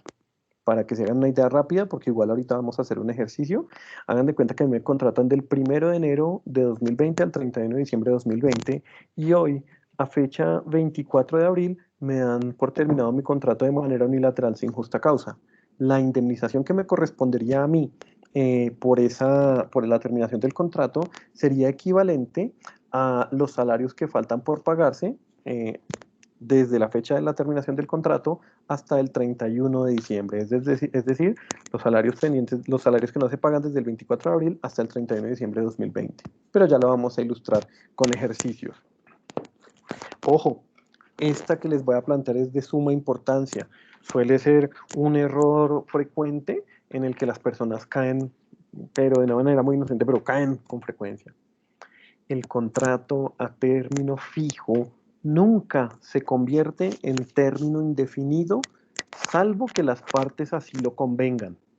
¿Qué quiere decir esto? Que el contrato a término fijo, usted podrá durar 50 años trabajando para una persona bajo la modalidad de contrato a término fijo de 1 año y él siempre será término fijo. ¿Qué va a pasar ahí? Pues que ese contrato lo que sucedió fue que se prorrogó de manera automática o se ha venido prorrogando una y otra y otra y otra y otra vez. Y cuando esa dinámica se da, doctrinalmente se conoce como un contrato indefinidamente a término fijo. Pero el día en que el empleador quiera notificarle al trabajador la intención de no prorrogarlo y lo haga con la antelación debida, simple, el contrato se acaba, se enervó la causal y no hay lugar a indemnización alguna. Entonces, miremos la siguiente diapositiva para ilustrar un poco de todo el carretazo que les he echado. Primero, la línea verde en este caso nos va a representar la vigencia en el tiempo de un contrato individual de trabajo. Pero ojo, la línea punteada lo que nos va a entender es que es un contrato individual de trabajo a término fijo, cuya finalización en principio o primer plazo vencía en donde va esa línea punteada. Vamos a asignarle fechas a este ejemplo para que ustedes me lo comprendan mejor. Este es un contrato a término fijo de 1 año, empieza en este extremo y va hasta este punto en teoría, que va del 1 de enero del 2020 al 31 de diciembre de 2020. Ese es el contrato a término fijo. Los segmentos que ustedes ven en rojo en esta gráfica y que van a ver en la siguiente cuando abordemos el inferior a 1 año, corresponden con el periodo de tiempo en el cual el contrato ya se entiende automáticamente prorrogado. ¿Qué quiere decir esto? La norma nos dice, si usted tiene la intención de no prorrogar y esta figura va a operar es de cara al empleador en estricto sentido, si usted, señor empleador, tiene la intención de no prorrogar el contrato del trabajador y que el mismo se extinga el día en que se vence el plazo fijo pactado, usted tiene la obligación de notificarlo a él de su intención de no prorrogar con una antelación no inferior a 30 días antes del vencimiento. ¿Qué quiere decir esto? Que si ese empleador quiere terminar mi contrato y que efectivamente yo trabaje hasta el 31 de diciembre de 2020 y el contrato no se prorrogue, él tendrá que, aquí en este punto, 30 de noviembre, por ejemplo, notificarme su intención de no prorrogar el contrato. Por eso aquí dice tiempo para notificar intención de no prorrogar. Si efectivamente el empleador es acucioso en esta gestión y me notificó a mí dentro del término, automáticamente, ¿qué va a pasar? Que llega el 31 de diciembre y ese día el contrato se termina. Ahora bien, ¿qué sucede si el empleador no me notifica? Sencillo, cuando pase el 2-3 de diciembre, el contrato ya se entendió prorrogado por un término igual al inicialmente pactado. Quiere decir que ese contrato ya no vencería el 31 de diciembre de 2020, sino vencería el 31 de diciembre del 2021. Asimismo, habiendo dicho esto, se pueden dar otros escenarios. Por ejemplo, el empleador viene y descuidadamente me notifica la intención de no prorrogar el contrato el día 15 de diciembre de 2020. Como ustedes se dan cuenta en ese caso, como está dentro de la zona roja, el contrato ya se entendió prorrogado automáticamente. Y bajo este esquema, entonces, ¿qué va a pasar? Pues que el empleador tendrá dos posibilidades. Una, declinar su decisión de no prorrogar el contrato individual de trabajo o someterse a pagar la indemnización correspondiente a los salarios que no se perciban desde el 31 de diciembre, si se elabora hasta esa fecha, hasta el 31 de diciembre del año siguiente. Es importante además decir otras dos cosas acá. Uno, si se dan cuenta en la parte inferior derecha de sus pantallas, si lo están viendo de frente, que seguramente es así, se van a encontrar que hay un recuadro donde dice cómputo de términos en materia laboral. Pues resulta, estimados míos, que esa sentencia se encuentra en este momento cargada en el aula virtual. La intención de que esté allí cargada es que ustedes le den una lectura, porque resulta que aquí se hacen unas precisiones frente a cómo se van a ponderar, se van a calcular los términos en materia laboral. Cuando uno mira la normativa frente a lo que tiene que ver con el contrato a término fijo, se encuentra con que la misma va a decir en palabras más, palabras menos, que se tiene la obligación de notificar al trabajador con una antelación no inferior a 30 días, pero no aclara si son días hábiles o calendario. Y cuando uno, por ejemplo, lo lleva por la línea de lo que es el derecho civil, el Código General del Proceso, el Código de Procedimiento Civil, ellos nos dicen que cuando la norma no enuncie de manera expresa que si son días hábiles o calendario, se entenderá como tal que son días hábiles. En materia laboral eso no funciona de esa manera. En materia laboral, cuando se hace referencia a los 30 días, la antelación no inferior a 30 días de que trata el numeral primero del artículo 46 del Código Sustantivo, tiene que entenderse que esos son 30 días calendario. Y la Corte en esa sentencia que les estoy planteando va a entrar a explicar por qué se da ese manejo, ya que el contrato individual de trabajo es un contrato que se ejecuta de manera permanente. Pero eso, la idea es que por favor lo revisen directamente allá. También nos va a explicar cómo es que se cuenta el inicio y la finalización de un contrato, etcétera, etcétera, etcétera. Para finalizar, de cara a lo que estoy planteando en esta diapositiva, vamos a encontrarnos además que en la parte superior yo les digo vigencia inicial y primera prórroga. ¿Qué es importante que sepan ustedes? ¿Qué es la vigencia inicial? Porque después de que la vigencia inicial tenga lugar, todo lo que se dé hacia adelante se llamará prórroga. A pesar de que la norma hable en términos de renovación, es un concepto, un término impreciso desde el punto de vista jurídico. Básicamente porque cuando uno habla de renovación, uno está dando a entender que lo que va a hacer es extinguir o terminar algo y conseguir algo nuevo. Si yo les digo a ustedes, voy a renovar mi carro, seguramente lo que la mayoría entenderá será que voy a salir del carro que tengo y me voy a comprar otro carro, que eventualmente puede ser nuevo. Pero bueno, así las cosas entonces, ¿qué es la vigencia inicial? La vigencia inicial es ese periodo de tiempo de ejecución del contrato que tiene lugar entre el primer día laborado y la fecha del primer vencimiento. Esa es la vigencia inicial. Si el empleador fue acucioso y notificó la intención de no prorrogar el contrato dentro del término, el mismo se extingue y listo, ahí murió. Ahí ya no hay lugar a nada. Pero si ese contrato se prorroga, lo que vamos a tener es, insisto, una prórroga. ¿Por qué una prórroga? Cuando uno habla en términos de prorrogar, lo que está haciendo es ampliar la vigencia en el tiempo de una determinada situación jurídica. Oiga, venga, le prorrogo el plazo para que pague. Pues cuando le estoy prorrogando el plazo para que pague, le estoy diciendo, existe una obligación y frente a esa obligación le voy a dar más tiempo. No le estoy diciendo, esta obligación se extinguió y vamos a crear una nueva. Dicho esto, estoy atento de las preguntas que tengan antes de hablar del contrato a término fijo inferior a un año, por favor. Entonces, les escucho. Doctor, buenas noches. Nuevamente, Andrés Linares. Cuénteme, Andrés, por favor. Buenas noches. A ver, si un ejemplo, le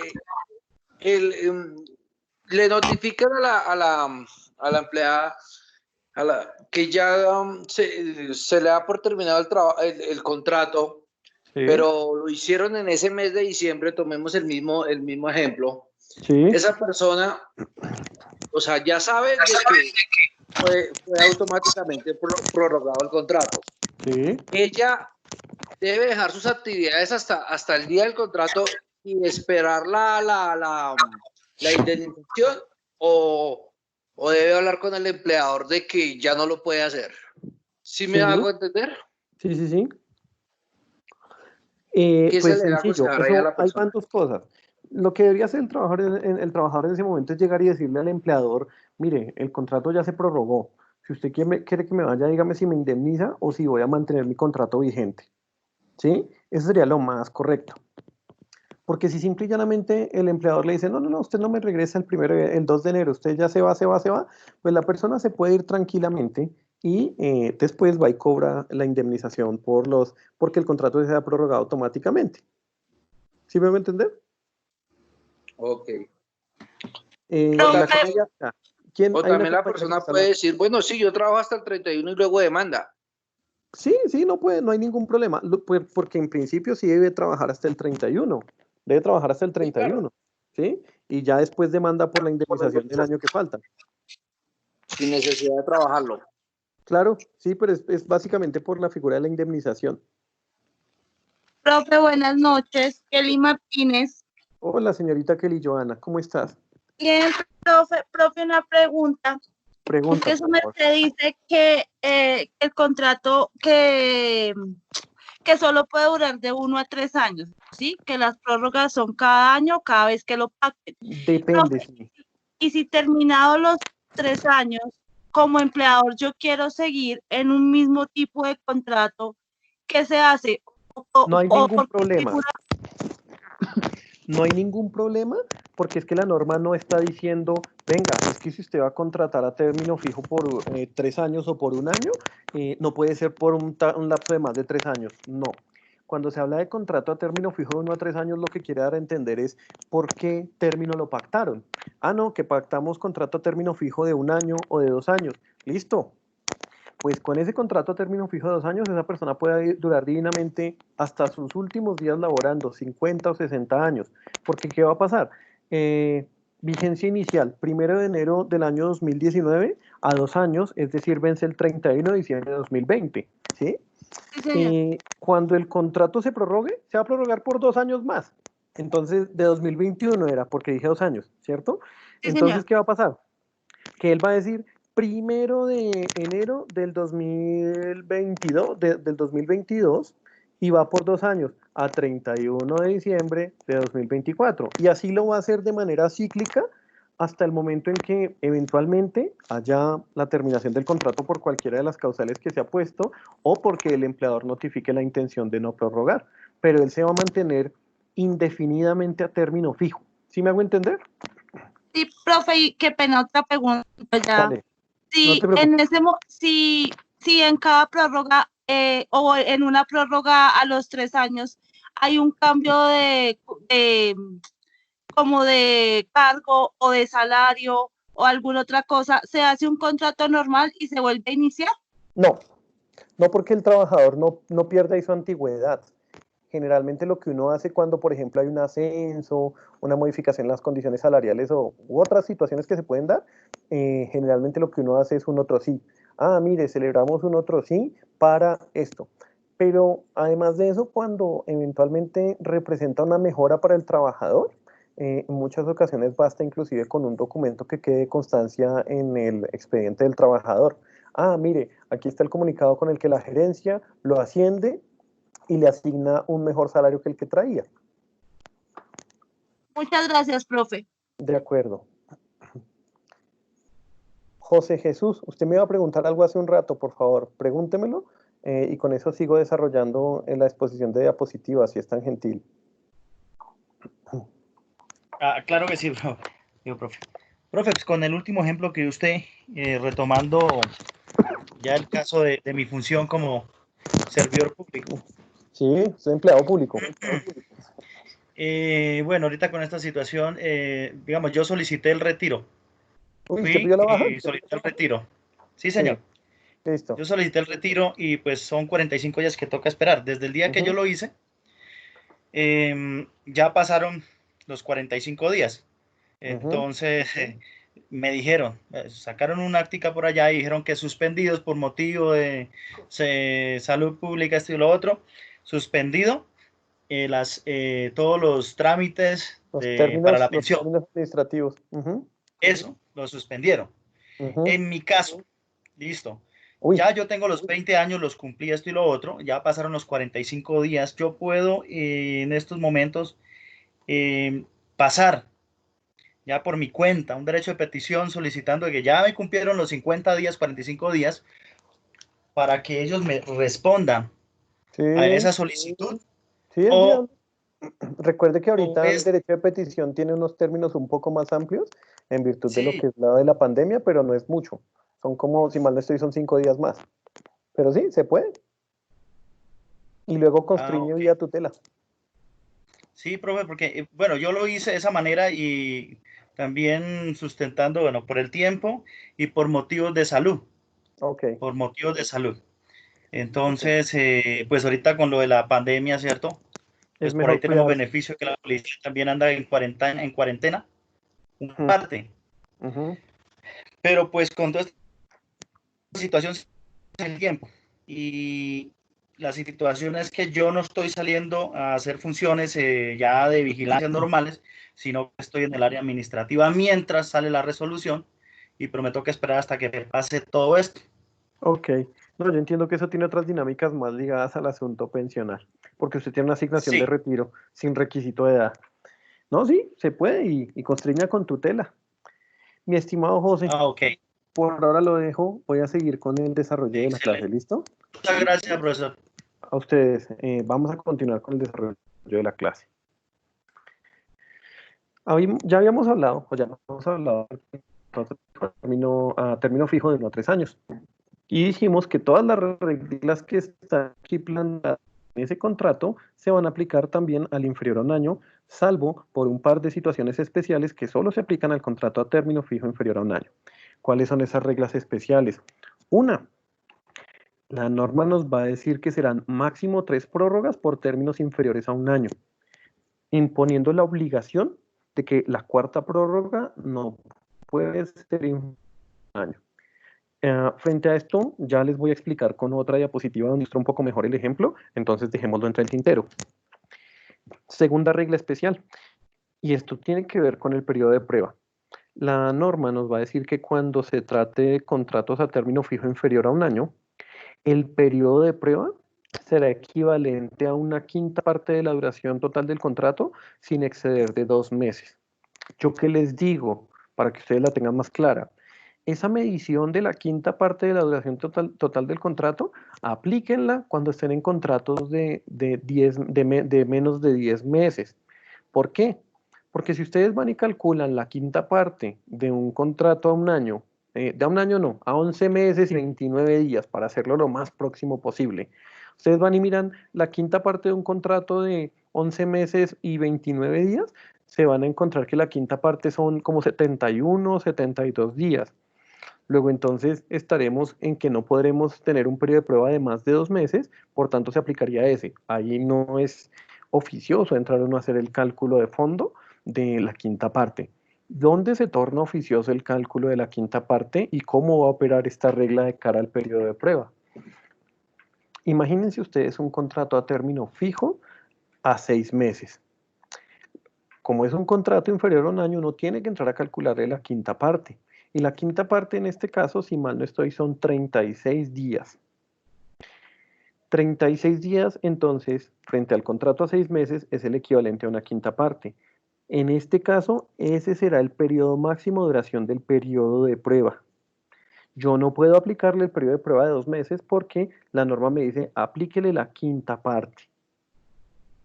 Bajo este esquema, entonces, insisto, solo cuando ustedes estén en un contrato a término fijo cuya duración sea inferior a los 10 meses, ahí es donde ustedes tienen que entrar a calcular la 1/5 parte y el valor que les resulte ahí será el que corresponderá con la duración máxima del periodo de prueba.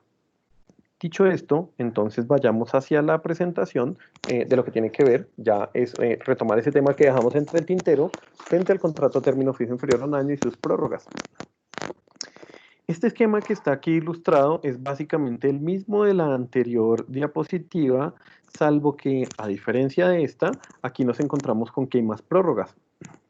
Por tanto, la idea es que ustedes por favor entiendan que el segmento rojo tiene la misma finalidad en este caso, establecer en qué momento el contrato se entiende prorrogado de manera automática, es decir, este es ese periodo en el que ya no es oficioso entrar a notificar porque ya se prorrogó el contrato, está por fuera de los 30 días mínimos que exige la norma. Y bajo este esquema vamos a ponerle fechas acá. Igual la dinámica es la misma. Cada línea punteada nos va a determinar el momento en que se termina una vigencia del contrato e inicia la siguiente. Entonces imagínense ustedes la siguiente situación. Este es un contrato a término fijo de 6 meses. Va del 1 de enero al 30 de junio. Entonces arranca aquí, 1 de enero y termina el 30 de junio. A este señor, para efectos de que ese contrato se termine, en mi criterio, deberían notificarlo a más tardar al 30-31 de mayo. No sé, disculpen si divago, no estoy seguro si mayo tiene 31, perdónenme ese despiste. Pero tienen que notificarlo un día antes del 1 de enero para que me lo entiendan mejor. Pero no lo notifican la intención de no prórroga, luego el contrato se prorroga de manera automática y se prorroga de manera automática por otros 6 meses. Quiere decir que ese contrato ya no va hasta el 30 de junio, sino que se ha prorrogado del 1 de julio al 31 de diciembre. Pasa exactamente lo mismo acá, no hay notificación de intención de no prórroga, se prorroga por 6 meses más y aquí entonces va otra vez iría del 1 de enero al 30 de junio. Igual situación, se prorroga del 1 de julio al 31 de diciembre. ¿Qué va a pasar en este caso tratándose de un contrato a término fijo con un pacto o una duración inferior a un año? Porque si se dieron cuenta, se pactó a 6 meses y él se prorrogó a 6 meses. A partir de la cuarta prórroga, la misma no puede ser inferior a un año. Y esto va a suceder, por ejemplo, aquí eran 6 meses y en mutuo acuerdo prorrogaron el contrato a 4, y en mutuo acuerdo lo prorrogaron a 8, y en mutuo acuerdo lo prorrogaron a 9. Con independencia de lo que pase acá, mientras estos se mantengan en términos inferiores a un año, la cuarta prórroga no puede ser inferior a un año. Al punto tal que en la práctica uno con qué se encuentra con mucha frecuencia. Con empleadores que contratan trabajadores con contrato a término fijo a 6 meses, el trabajador dura 10 años trabajando, 15 años, y finalmente lo que sucede es que después de la tercera prórroga, él se convierte en un contrato a un año y se empieza a prorrogar de manera automática por periodos de año. Así las cosas, ya pues para cerrar un poco este aspecto, es importante que tengan presente el concepto de vigencia inicial, primera prórroga, segunda prórroga y tercera prórroga. Un error recurrente con el que yo me he encontrado en las aulas cuando se tasa esto es que la gente no cuenta la vigencia inicial como una prórroga 1 y entonces entran a decir que desde este momento ya se vuelve mínimo un año. Y ahí hay un error craso porque están desconociendo la vigencia inicial. Por eso les hacía referencia hace un rato a lo que tenía que ver con qué es eso de la vigencia inicial y qué va a ser lo de las prórrogas. Finalmente, y antes de irnos al ejercicio de indemnización, hago nuevamente la invitación a que lean la sentencia de la Corte Suprema de Justicia Laboral, sentencia SL 981 de 2019, sentencia que se encuentra en este momento subida en el aula virtual con la finalidad de que ustedes, por favor, pues conozcan y sepan cómo se van a computar términos en el escenario del derecho del trabajo. Dicho esto, entonces vamos a hablar un poco acerca de lo que tiene que ver con las indemnizaciones. ¿Y qué vamos a mirar de cara a las indemnizaciones? Aquí se van a dar cuenta ustedes que ya les voy a compartir mi escritorio completo, básicamente porque vamos a entrar a validar lo que tiene que ver con cálculo de términos. Y en ese contexto de lo que es el cálculo de términos, pues no solo vamos a hacer la exposición, sino además vamos a tratar de poner un ejemplo y un ejercicio para que ustedes entiendan cómo funciona esta dinámica. Así las cosas, entonces aquí voy a cambiar de presentación para hacer un breve recorderis acerca de esto que tiene que ver con el cálculo de términos. A ver, ahí está. Me dice que regrese aquí y que regrese acá. No, porque no me la está permitiendo compartir. A ver. Acá. Listo. Perdón. Entonces, ¿qué es el cálculo de términos y por qué es tan importante que nosotros lo tengamos muy claro? En materia laboral, el cálculo de términos es de suma trascendencia, ya que lo que tiene que ver con indemnizaciones, prestaciones, vacaciones, va a estar dado en términos de lo que tiene que ver con tiempo laborado. Lo que se va a reconocer es, por ejemplo, tanto dinero en función de tanto tiempo laborado. Por tal razón, es importante que nosotros sepamos establecer cuántos días hay entre una fecha y otra. Y esto que estoy haciendo aquí no es más que recordar lo que hicimos y lo que enunciamos en nuestra primera clase. Así las cosas, entonces, cuando nosotros vamos a realizar el cálculo de términos, el primer paso que tenemos que llevar a cabo tiene que ver con ese paso de organizar. Y recuerden ustedes que cuando nosotros hablábamos de organizar, planteábamos que esa organización tenía que ver con el hecho de organizar los factores de modo tal que siempre el mayor quedara en una posición en la que le pudiera restar uno el menor. Así las cosas, lo que nos va a tener este paréntesis dice, de manera vertical, vamos a organizar las fechas de modo que la más antigua siempre va abajo. Como se pueden dar cuenta en el ejemplo que les estoy poniendo acá en la pantalla, la fecha más antigua es el 23 de junio de 1987. Por ser la más antigua, siempre va más abajo. ¿Y por qué digo que más antigua o pasado? Porque se van a dar cuenta ustedes que hay momentos en los que nosotros vamos a tener como referente una fecha que ocurrió ayer o en que inclusive ocurrió hoy, en contraste con una fecha que va a tener lugar en 1 o 2 años. Esto se va a dar cuando vamos a calcular indemnizaciones por terminación de contrato en contrato a término fijo. Pero continuemos. Perdón. Asimismo, de manera horizontal, la norma o lo que nos va a decir nuestro método, no la norma, lo que nos va a decir nuestro método es organícelo de modo tal que le quede años, meses y días. Y como se pueden dar cuenta, aquí se hizo así, años, meses y días. Fecha más cercana al futuro arriba, fecha más cercana al pasado abajo.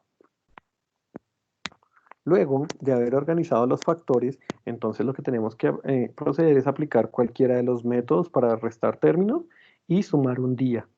Y aquí nos dice así, ¿cómo? Pues se dan cuenta ustedes que tenemos 3 métodos expuestos en la diapositiva. El método 1 nos va a hablar acerca de la operación resta, multiplicación, suma, utilizando únicamente números positivos. El segundo método nos va a hablar de resta, multiplicación, suma, es decir, el mismo de arriba, pero aquí sí vamos a utilizar números positivos y negativos. En lo personal, esta es la que más me llama la atención. Fue la última que encontré, inclusive fue en un aula de clase donde logré llegar a este segundo método y es mi favorito porque en mi criterio es el que menos dificultad da. Pero pues yo les voy a explicar los 3 métodos para que ustedes apliquen el que a bien tengan, el que mayor comodidad les dé en función de sus propias necesidades. A mí no me atormenta porque ya se van a dar cuenta que con cualquiera de los 3 métodos vamos a llegar al mismo resultado. Y el método 3 nos va a hablar de multiplicación, suma, resta. Este es el orden en que tenemos que ejecutar ciertas operaciones aritméticas para el cálculo de términos. Y será importante siempre que tengan ustedes presente una cosa. Cuando nos encontramos el signo de multiplicación por ahí, el signo de multiplicación, la función que va a hacer siempre es convertir términos a días. Entonces, por ejemplo, 10 años convertidos a días equivaldrán, por ejemplo, a 3.600 días. 10 meses convertidos a días equivaldrán a 300 días. Para hacer esto es importante entonces tener en cuenta que para efectos tributarios, contables, de manejos de nómina, los meses siempre son de 30 días, con independencia de que haya meses de 28, de 30, de 31, los meses siempre son de 30 días y los años siempre van a ser de 360, con independencia de que el año calendario tenga 365 o que sea un año bisiesto. Dicho esto, entonces, ¿qué nos resta hacer? Pues ir a practicar. Y a pesar de que estamos en la distancia, yo no voy a dejar de hacer el ejercicio, no voy a dejar de hacer la práctica en este momento, con la intención de que ustedes después, cuando estén desarrollando la actividad que les dejé en el aula virtual, utilicen este mismo video para saber el paso a paso de cómo se lleva a cabo el cálculo de términos y pues nada, lo puedan sacar avante. Entonces, ¿qué vamos a hacer en este momento? Vamos a utilizar un archivo de Word. Ese archivo de Word pues ya no nos va a permitir estar alternando con el PowerPoint, pero lo vamos a utilizar con la finalidad de poder mostrarles cómo funciona el tema del cálculo de términos y de la liquidación. Así las cosas, entonces he tomado el siguiente ejemplo. Vamos a hacerlo con los 3 métodos, el cálculo de términos, y luego al final vamos a calcular la indemnización en el contrato a término fijo de acuerdo con las pautas que les he dado. Primera situación. Imagínense ustedes que mi contrato, soy contratado para prestar mis servicios a una organización con fecha de inicio de contrato 3 de enero de 2020 por un periodo de 2 años. Es decir, que la duración de mi contrato iría del 3 de enero del 2020 al 2 de enero de 2022. Vamos a poner eso aquí subrayado. Pero resulta, el 23 de abril de 2020 soy despedido sin justa causa. Para este caso, entonces, ¿qué tendremos que hacer nosotros? Pues primero, tenemos que calcular cuántos días faltan en este caso para el vencimiento de mi contrato y con base en eso establecer el valor de la indemnización. Luego, entonces, lo primero que tendremos que hacer es una resta de términos. Pregunta, ¿cuál será el valor que yo tengo que poner en la parte inferior de esta tablita, si son tan gentiles? Les pido habiliten sus El, micrófonos y cuéntenme. el 3 de enero de 2020, profe. No, no el 3 de enero de 2020 porque esa fue la fecha en que inició mi contrato. Sería el 2 de enero de 2022. No, esa sería la que iría arriba. ¿Por qué? Resulta que lo que yo voy a El contabilizar aquí, 4 de enero del 2020. no, el 23 de abril de 2020. Pero no se supone que es cuando inicia el contrato. No, porque estamos hablando en este caso de la fecha de la terminación del A contrato. la del des- Recuerden, hasta cuándo se vencería. Porque en este caso en particular, vamos a calcular es cuánto tiempo, si a mí me contrataron para prestar mis servicios a partir del 3 de enero de 2020, y mi contrato iba hasta el 2 de enero de 2022, pero me despiden el 23 de abril de 2020. En este momento lo que yo necesito establecer es cuántos días hay entre la fecha de mi despido y la fecha en que se vencía mi contrato, ya que esos serán el número de días de salario que me tendrán que pagar a mí a título de indemnización. ¿Sí es claro ahí? ¿Es Señor, claro? Sería Claro. 3 Listo. de enero del 2020. Sí, claro. Entonces aquí la fecha que va en la parte inferior en este caso será 2020 04 23, que es la fecha en la que fui desvinculado. Ahí ven que la estoy seleccionando. Y en la parte superior tendremos la fecha en la que vencería el contrato. 2022 01 02. Aquí entonces, ¿qué método vamos a utilizar? El método que vamos a utilizar en este caso es el método de resta, multiplicación, suma, método 1, utilizando únicamente números positivos. Este fue el primer método que yo les expliqué a ustedes, inclusive. Entonces vamos a empezar a trabajar en él. Y empezamos restando por la columna de días, luego la de meses, luego la de años. Así las cosas, entonces a 2 yo no le puedo restar 23. ¿Qué tengo que hacer? Pues pedirle prestado al vecino. El vecino me va a prestar una unidad, pero miren, ese vecino está en la columna de meses. Luego él lo que me va a prestar es un mes, que en este caso el mes es equivalente a 30 días. Así las cosas, este 2, les pido por favor cerremos los micrófonos, es que no sé quién lo está abriendo y alcanzo a escuchar el ruido de ambiente de alguien. Creo que era Sebastián Santiago. Entonces les decía, este 2 ya no es un 2, porque como el del lado me prestó una unidad equivalente a 30 días, este 2 ya no es un 2, sino se convierte en 32 días. Luego, 32 menos 23 nos da 9. Vamos a la siguiente columna. En este caso tenemos un 1, pero ese 1 ya no es un 1. Ese 1 ya se nos convirtió en un 0. ¿Y por qué se convirtió en un 0? Porque él prestó 1. ¿Recuerdan ese que prestó aquí a este ladito? Pues ahí está que por esa razón él ya no es un 1, sino se nos convierte en un 0. Y a 0 yo, en principio, utilizando solo números positivos, no le puedo restar 4. ¿Qué tengo que hacer? Pedirle prestado al de al lado. ¿Y el del lado qué me va a prestar? Él me va a prestar una unidad, pero esa unidad es un año, el cual equivale a 12 meses.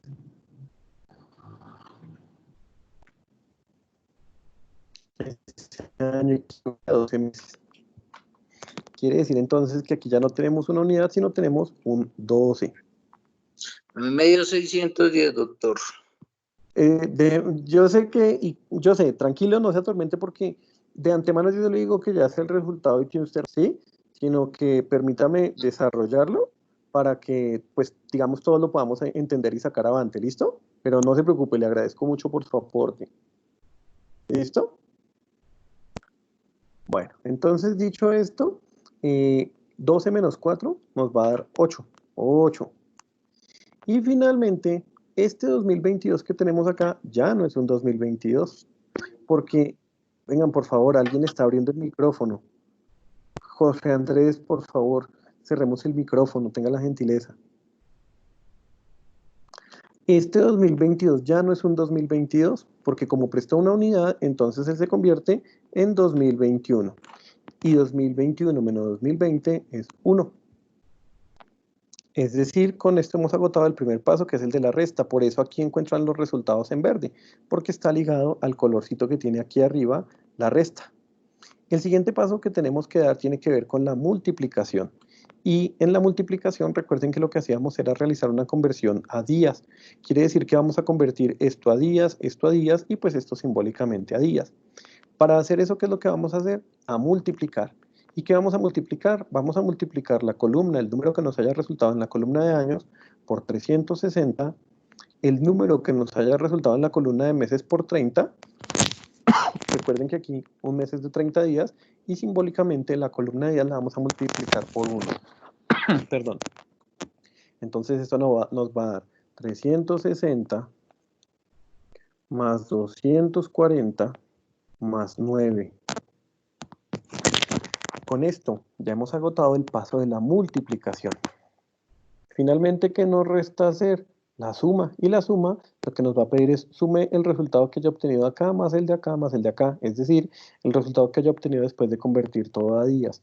Y como bien lo ha tenido el compañero en su momento, da 609 más 1, que son los 610 que planteaba el compañero. Entonces, ahí le asiste toda la razón al compañero. Yo aquí lo que voy a hacer en este momento es plantear, voy a resaltar esto para que ustedes entiendan que este resultado obtenido acá deviene del ejercicio de la suma que se dio de estos factores. Método 1.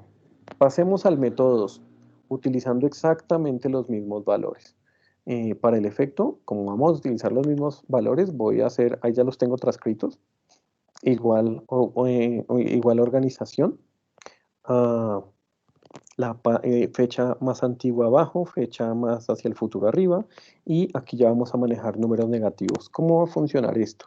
Aquí ya no vamos a tener que prestar, y por eso es que me parece a mí mucho más sencilla y fácil de manejar en la medida en que uno entienda cómo se maneja la dinámica de los números negativos. Cuando uno maneja números negativos, uno sí puede restarle 23 a 2, y si uno resta 23 a 2, va a obtener un número negativo que en este caso va a ser menos 21.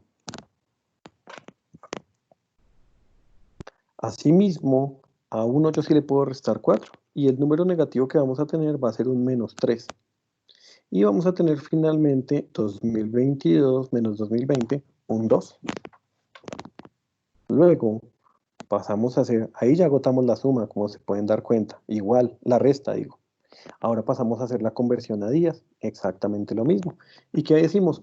2 años por 360 son 720 días. Un 3 negativo multiplicado por 30 nos va a dar un número negativo, pero no va a dejar de ser un menos 90. Y menos 21 por 1 nos va a seguir dando menos 21. Dicho esto, entonces, ¿qué es lo que nos resta hacer? Llevar a cabo la suma. Y en el marco de la suma, entonces, ¿qué hacemos nosotros? Pues agarramos 720, le vamos a restar en función de ese signo negativo, le vamos a restar 90 y le vamos a restar 21. ¿Cuánto nos da esa operación? 609 más 1.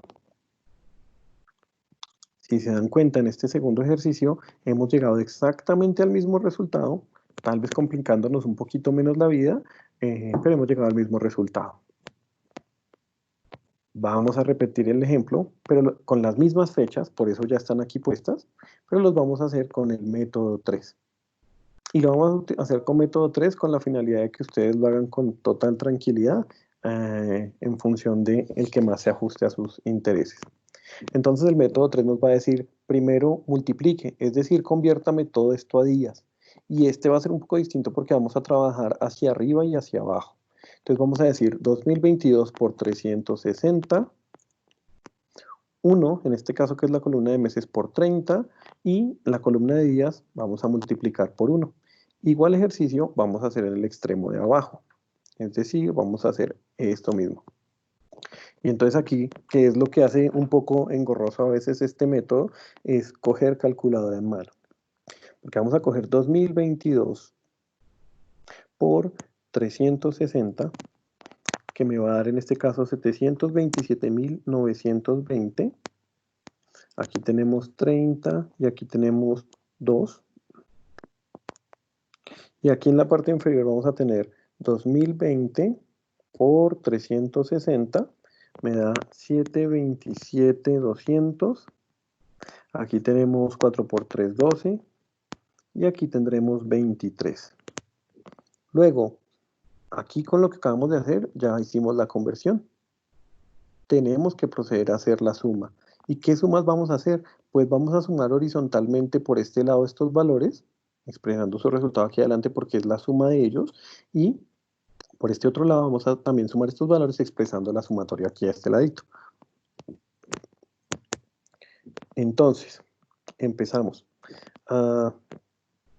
727,920 más 30 más 2.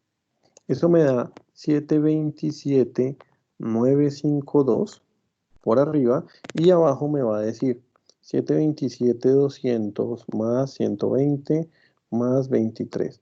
Me va a dar 727,343. Con esto que acabamos de hacer, hemos ya agotado lo que tiene que ver con la suma. Vamos a ponerle el mismo tono para que ustedes lo tengan claro, así como hemos venido haciendo anteriormente. Este es el color verde, que nos representa que aquí agotamos la suma. Ahora bien, la última operación que nos queda pendiente llevar a cabo es la resta, como se dan cuenta ustedes aquí. Y aquí, ¿qué es lo que vamos a hacer? Pues a este numerito de acá, a este número de acá, perdón, a este número de acá, le vamos a restar este número de aquí, dándose cuenta ustedes que nos quedó efectivamente el más alto arriba. Entonces eso nos da 609, y pues como la pauta nos lo dice, le vamos a sumar una unidad. Si se han dado cuenta ustedes, hemos aplicado 3 métodos distintos para llevar a cabo el cálculo de términos, y a pesar de que los métodos son distintos, nos lleva exactamente al mismo resultado. Son ustedes libres de escoger el método que a bien tengan en función de cómo se sientan más cómodos. Ahora miremos qué pasa con este valor que está aquí planteado de cara a la indemnización por despido injustificado en el contrato a término fijo. Porque cuando emprendimos esta tarea, lo que buscábamos era establecer cuántos días habían desde la fecha de terminación del contrato hasta el siguiente vencimiento. Así las cosas, entonces, ¿cómo se calcula la indemnización en un contrato a término fijo? Primero, tenemos que saber cuánto es el valor del salario de este señor. Y el valor que nos va a interesar es el salario diario. Pero resulta que generalmente lo que a uno le suelen entregar es el salario mensual. Digamos que en este caso, perdón que aquí ya tengo medio planteados, pero digamos que en este caso el señor devenga un salario de 1.500.000 pesos. Ese es el salario mensual de ese señor. Entonces, si tenemos el valor del salario mensual, ¿cómo establecemos el valor del salario diario? Simple. Para establecer el valor del salario diario, lo que tenemos que hacer es coger el valor del salario mensual y dividirlo en 30. Entonces aquí vamos a decir 1.500.000 pesos dividido en 30. En este caso, como ustedes se dieron cuenta, igual yo lo borré, pero ya estaba ahí, da 50.000 pesos. Cuando se tiene ya el valor del salario diario, entonces lo que hacemos es calcular la indemnización. Y como ven aquí la instrucción dice, multiplicando el valor de salario diario por el número de días faltantes. Entonces aquí, ¿qué vamos a coger? Vamos a coger esos 610 días y los vamos a multiplicar por 50.000 pesos. En este caso, vamos a ver qué valor nos sale. A ver dónde está. Hagamos el cálculo acá. 1, 2, 3, 50.000 por 610. Esa indemnización nos cuesta 30.500.000 pesos. Con esto que he hecho en este momento, estimados estudiantes, lo que acabo de hacer es ilustrarles a ustedes cómo funciona el tema de la indemnización por despido injustificado en el contrato a término fijo. Esto, como ustedes saben, queda grabado y en el aula virtual lo pueden encontrar en cualquier momento, pues para que puedan ejecutar la actividad sin ningún problema. Dicho esto, voy a hacer una última referencia voy a hacer una última precisión frente a un contrato en particular. para ya darles las pautas frente a la actividad de este fin de semana, en aras de poder sacar y reportar el lunes las notas del corte. Entonces, vamos a compartir nuevamente dónde está la presentación que se me hizo. ¿Qué se me hizo? Perdónenme ustedes. Por lo pronto me gustaría saber si ha sido claro lo que les he ilustrado, por favor. Sí, señor. Sí, señor. Bastante claro. Sí, señor doctor. Bueno, esa es la intención. Déjenme que aquí estoy tratando de bandearme para poder compartirles nuevamente nuestra presentación. Ahí está. Profe, una cosa, yo tengo un problema. Cuénteme, por favor. Es que imagínese que por intentar resolver el cuestionario, oprimí mal el dedo y abrí fue pues lo que usted nos está explicando ahorita y le di seguir para terminar. Y cuando quise volverlo a abrir, pues ya no Qué me buen deja sino intento. solo la quinta pregunta y cómo hago, qué podría ser. Déjeme, yo voy a mirar a ver. Déjeme, yo voy a mirar a ver y le desbloqueo el. Es que me toca, es denso. Es denso, básicamente porque me toca tener su caso en particular y desbloquearlo allá. Lo que pasa es que ya hay otros grupos que lo han presentado. Pero déjeme, yo miro a ver qué. Envíeme ahorita sus datos por el chat, ¿listo? A ver si lo Listo, puedo ya se desbloquear. envió. Muchas gracias. Bueno, dicho esto, entonces Doctor, qué vamos pena. a. ¿Esa actividad está subida en quinto o en la plataforma de la universidad? Que No, le está he en la entendido eso. plataforma. O sea, yo generalmente por Teams lo que estoy haciendo es dictar las clases. Por Teams ustedes me van a encontrar aquí cada 8 días a la hora que corresponde, pues para Sí. dictarles la clase, ¿sí? Todo lo demás lo encuentran en la plataforma de la universidad. Entonces las actividades están allá cargadas, ¿listo? Claro, listo, gracias. Listo, ahora sí. Permítanme, termino aquí con el contrato a término obra-labor y les hago ya unas precisiones de cara a la actividad de la que estamos hablando. Ahí está.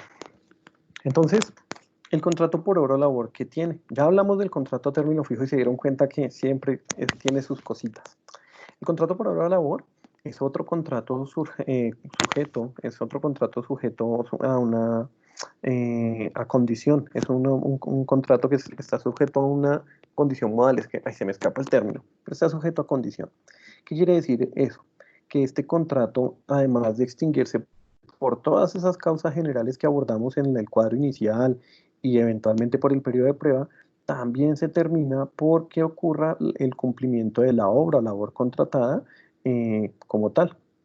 Entonces, para ilustrarles esta situación, tengo que plantearles varias cosas. Uno, el mismo se supedita al cumplimiento de una condición. Vamos a ilustrar esta circunstancia. Imagínense ustedes que almacenes, los Surtimax vecino, esos pequeñitos que hay en los barrios, se unen 10 Surtimax de esos y contratan a una empresa de cobranzas y le dicen, mire, nosotros tenemos una cartera de 900 millones de pesos, pero necesitamos que ustedes como casa de cobranzas nos inicien recaudo por lo menos de 600, necesitamos que nos recuperen por lo menos 600, por eso los contratamos a ustedes hasta cuando se recauden 600 millones. En el marco de esa dinámica, esa casa de cobranzas los contrata a ustedes como agentes de cobranza y les dice, este contrato es un contrato obra o labor supeditado al cumplimiento de la obra o labor pactada, en este caso, lograr apoyar el recaudo hasta el momento en que se completen 600 millones de pesos recaudados con tal cliente. ¿Qué quiere decir esto? Ese contrato no se sabe si va a durar 15 días, un mes, 2 meses, 4 meses, 5 meses, 6 meses, un año, 2 años. Ese contrato no se sabe cuánto tiempo va a durar. Y no se sabe cuánto tiempo va a durar, básicamente por el hecho de que se va a condicionar su vigencia a cuando se logren cobrar 600 millones de pesos. Luego, bajo ese escenario, nos encontraremos entonces que puede suceder que ustedes empiezan hoy y a la vuelta de 3 meses se acabó el contrato, porque la gestión de cobro fue súper eficiente, como puede que eso no suceda. Bajo este esquema, entonces, ¿qué situación se tiene que poner de presente? Que la condición que sea que se plantee para efectos de extinguir el contrato por el cumplimiento de la obra o labor determinada, debe ser una condición primero que sea susceptible de verificarse y que además de ser verificable, pues que permita en ese grado de verificabilidad, disculpen ese término tan extraño que me acabo de sacar no sé de dónde, en el marco en que sea, en la medida en que eso sea verificable, pues que permita en algún momento terminar el contrato por vencimiento de la obra o labor sin que vaya a representar un problema. Entonces, bajo este esquema, si la condición se pone en debida forma, pasará que cuando se recauden los 600 millones de pesos, les van a decir a ustedes con una cartica, mire, se terminó el contrato por vencimiento de la obra o labor contratada, muchas gracias. Pero si el contrato, por ejemplo, no dijera hasta cuando se recauden 600 millones de pesos, sino que el contrato dice, será contratado como asesor de cobranza de cartera y lo dejan hasta ahí sin especificar nada más, lamentablemente esa condición es muy abierta, muy etérea, al punto tal que verificar su cumplimiento es muy denso. Porque mientras esa empresa de cobranzas exista, pues necesitará siempre asesores de cobranza de cartera. Entonces, es importante que tengan presente esto. 1. Siguiente. La norma no nos va a exigir que este contrato se pacte por escrito. La norma nos permite que el mismo sea verbal porque no hay una exigencia especial en torno a este tema. No obstante esa situación, se sugiere, se recomienda ampliamente que se pacte por escrito. ¿Por qué? Porque si no se hace así, el problema nos va a llevar al escenario probatorio. ¿Y cómo nos va a llevar al escenario probatorio? Venga a ver, vaya y demuestre usted que efectivamente cuando celebró el contrato de trabajo verbal con el trabajador, pactaron que el mismo iba a ser por hora o labor determinada y que efectivamente hasta cuando se cobrara los 600 millones.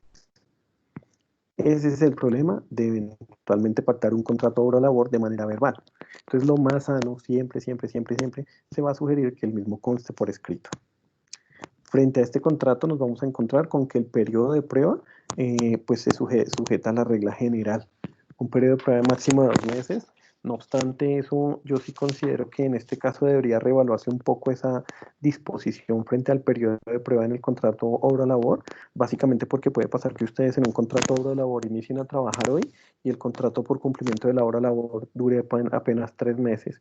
¿Y qué pasó ahí? Fueron 2 meses de periodo de prueba, es decir, más del 50% del contrato fue periodo de prueba. Pero pues él se sujeta a la regla general.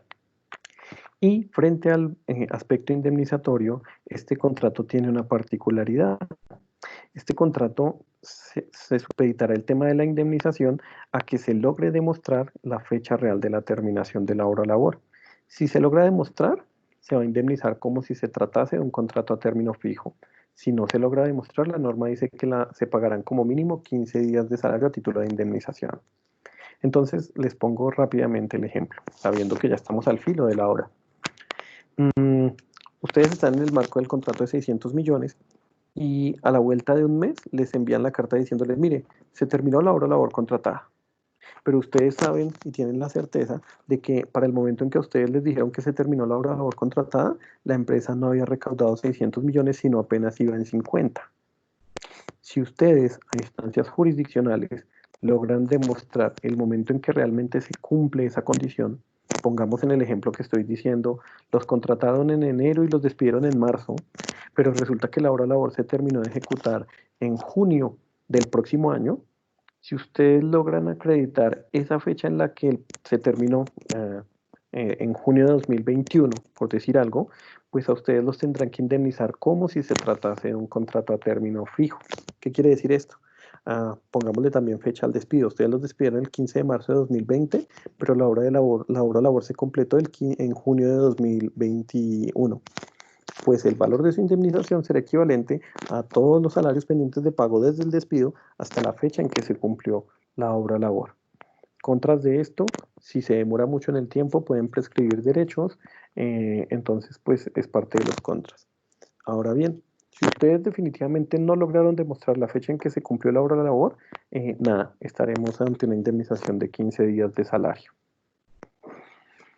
Con esto, estimados míos, digamos que por hoy voy a concluir los temas que vamos a abordar en la clase. Voy a dar unas pautas generales de cara al desarrollo de la actividad, entendiendo que estamos a 2 minutos de las 10 de la noche. Después de esto, si quieren, nos tomamos 3 minutos más. Quienes se quieran quedar para formular preguntas, yo las absuelvo sin ningún problema. Y pues nada, por lo pronto voy a detener la grabación y les cuento entonces cómo es el tema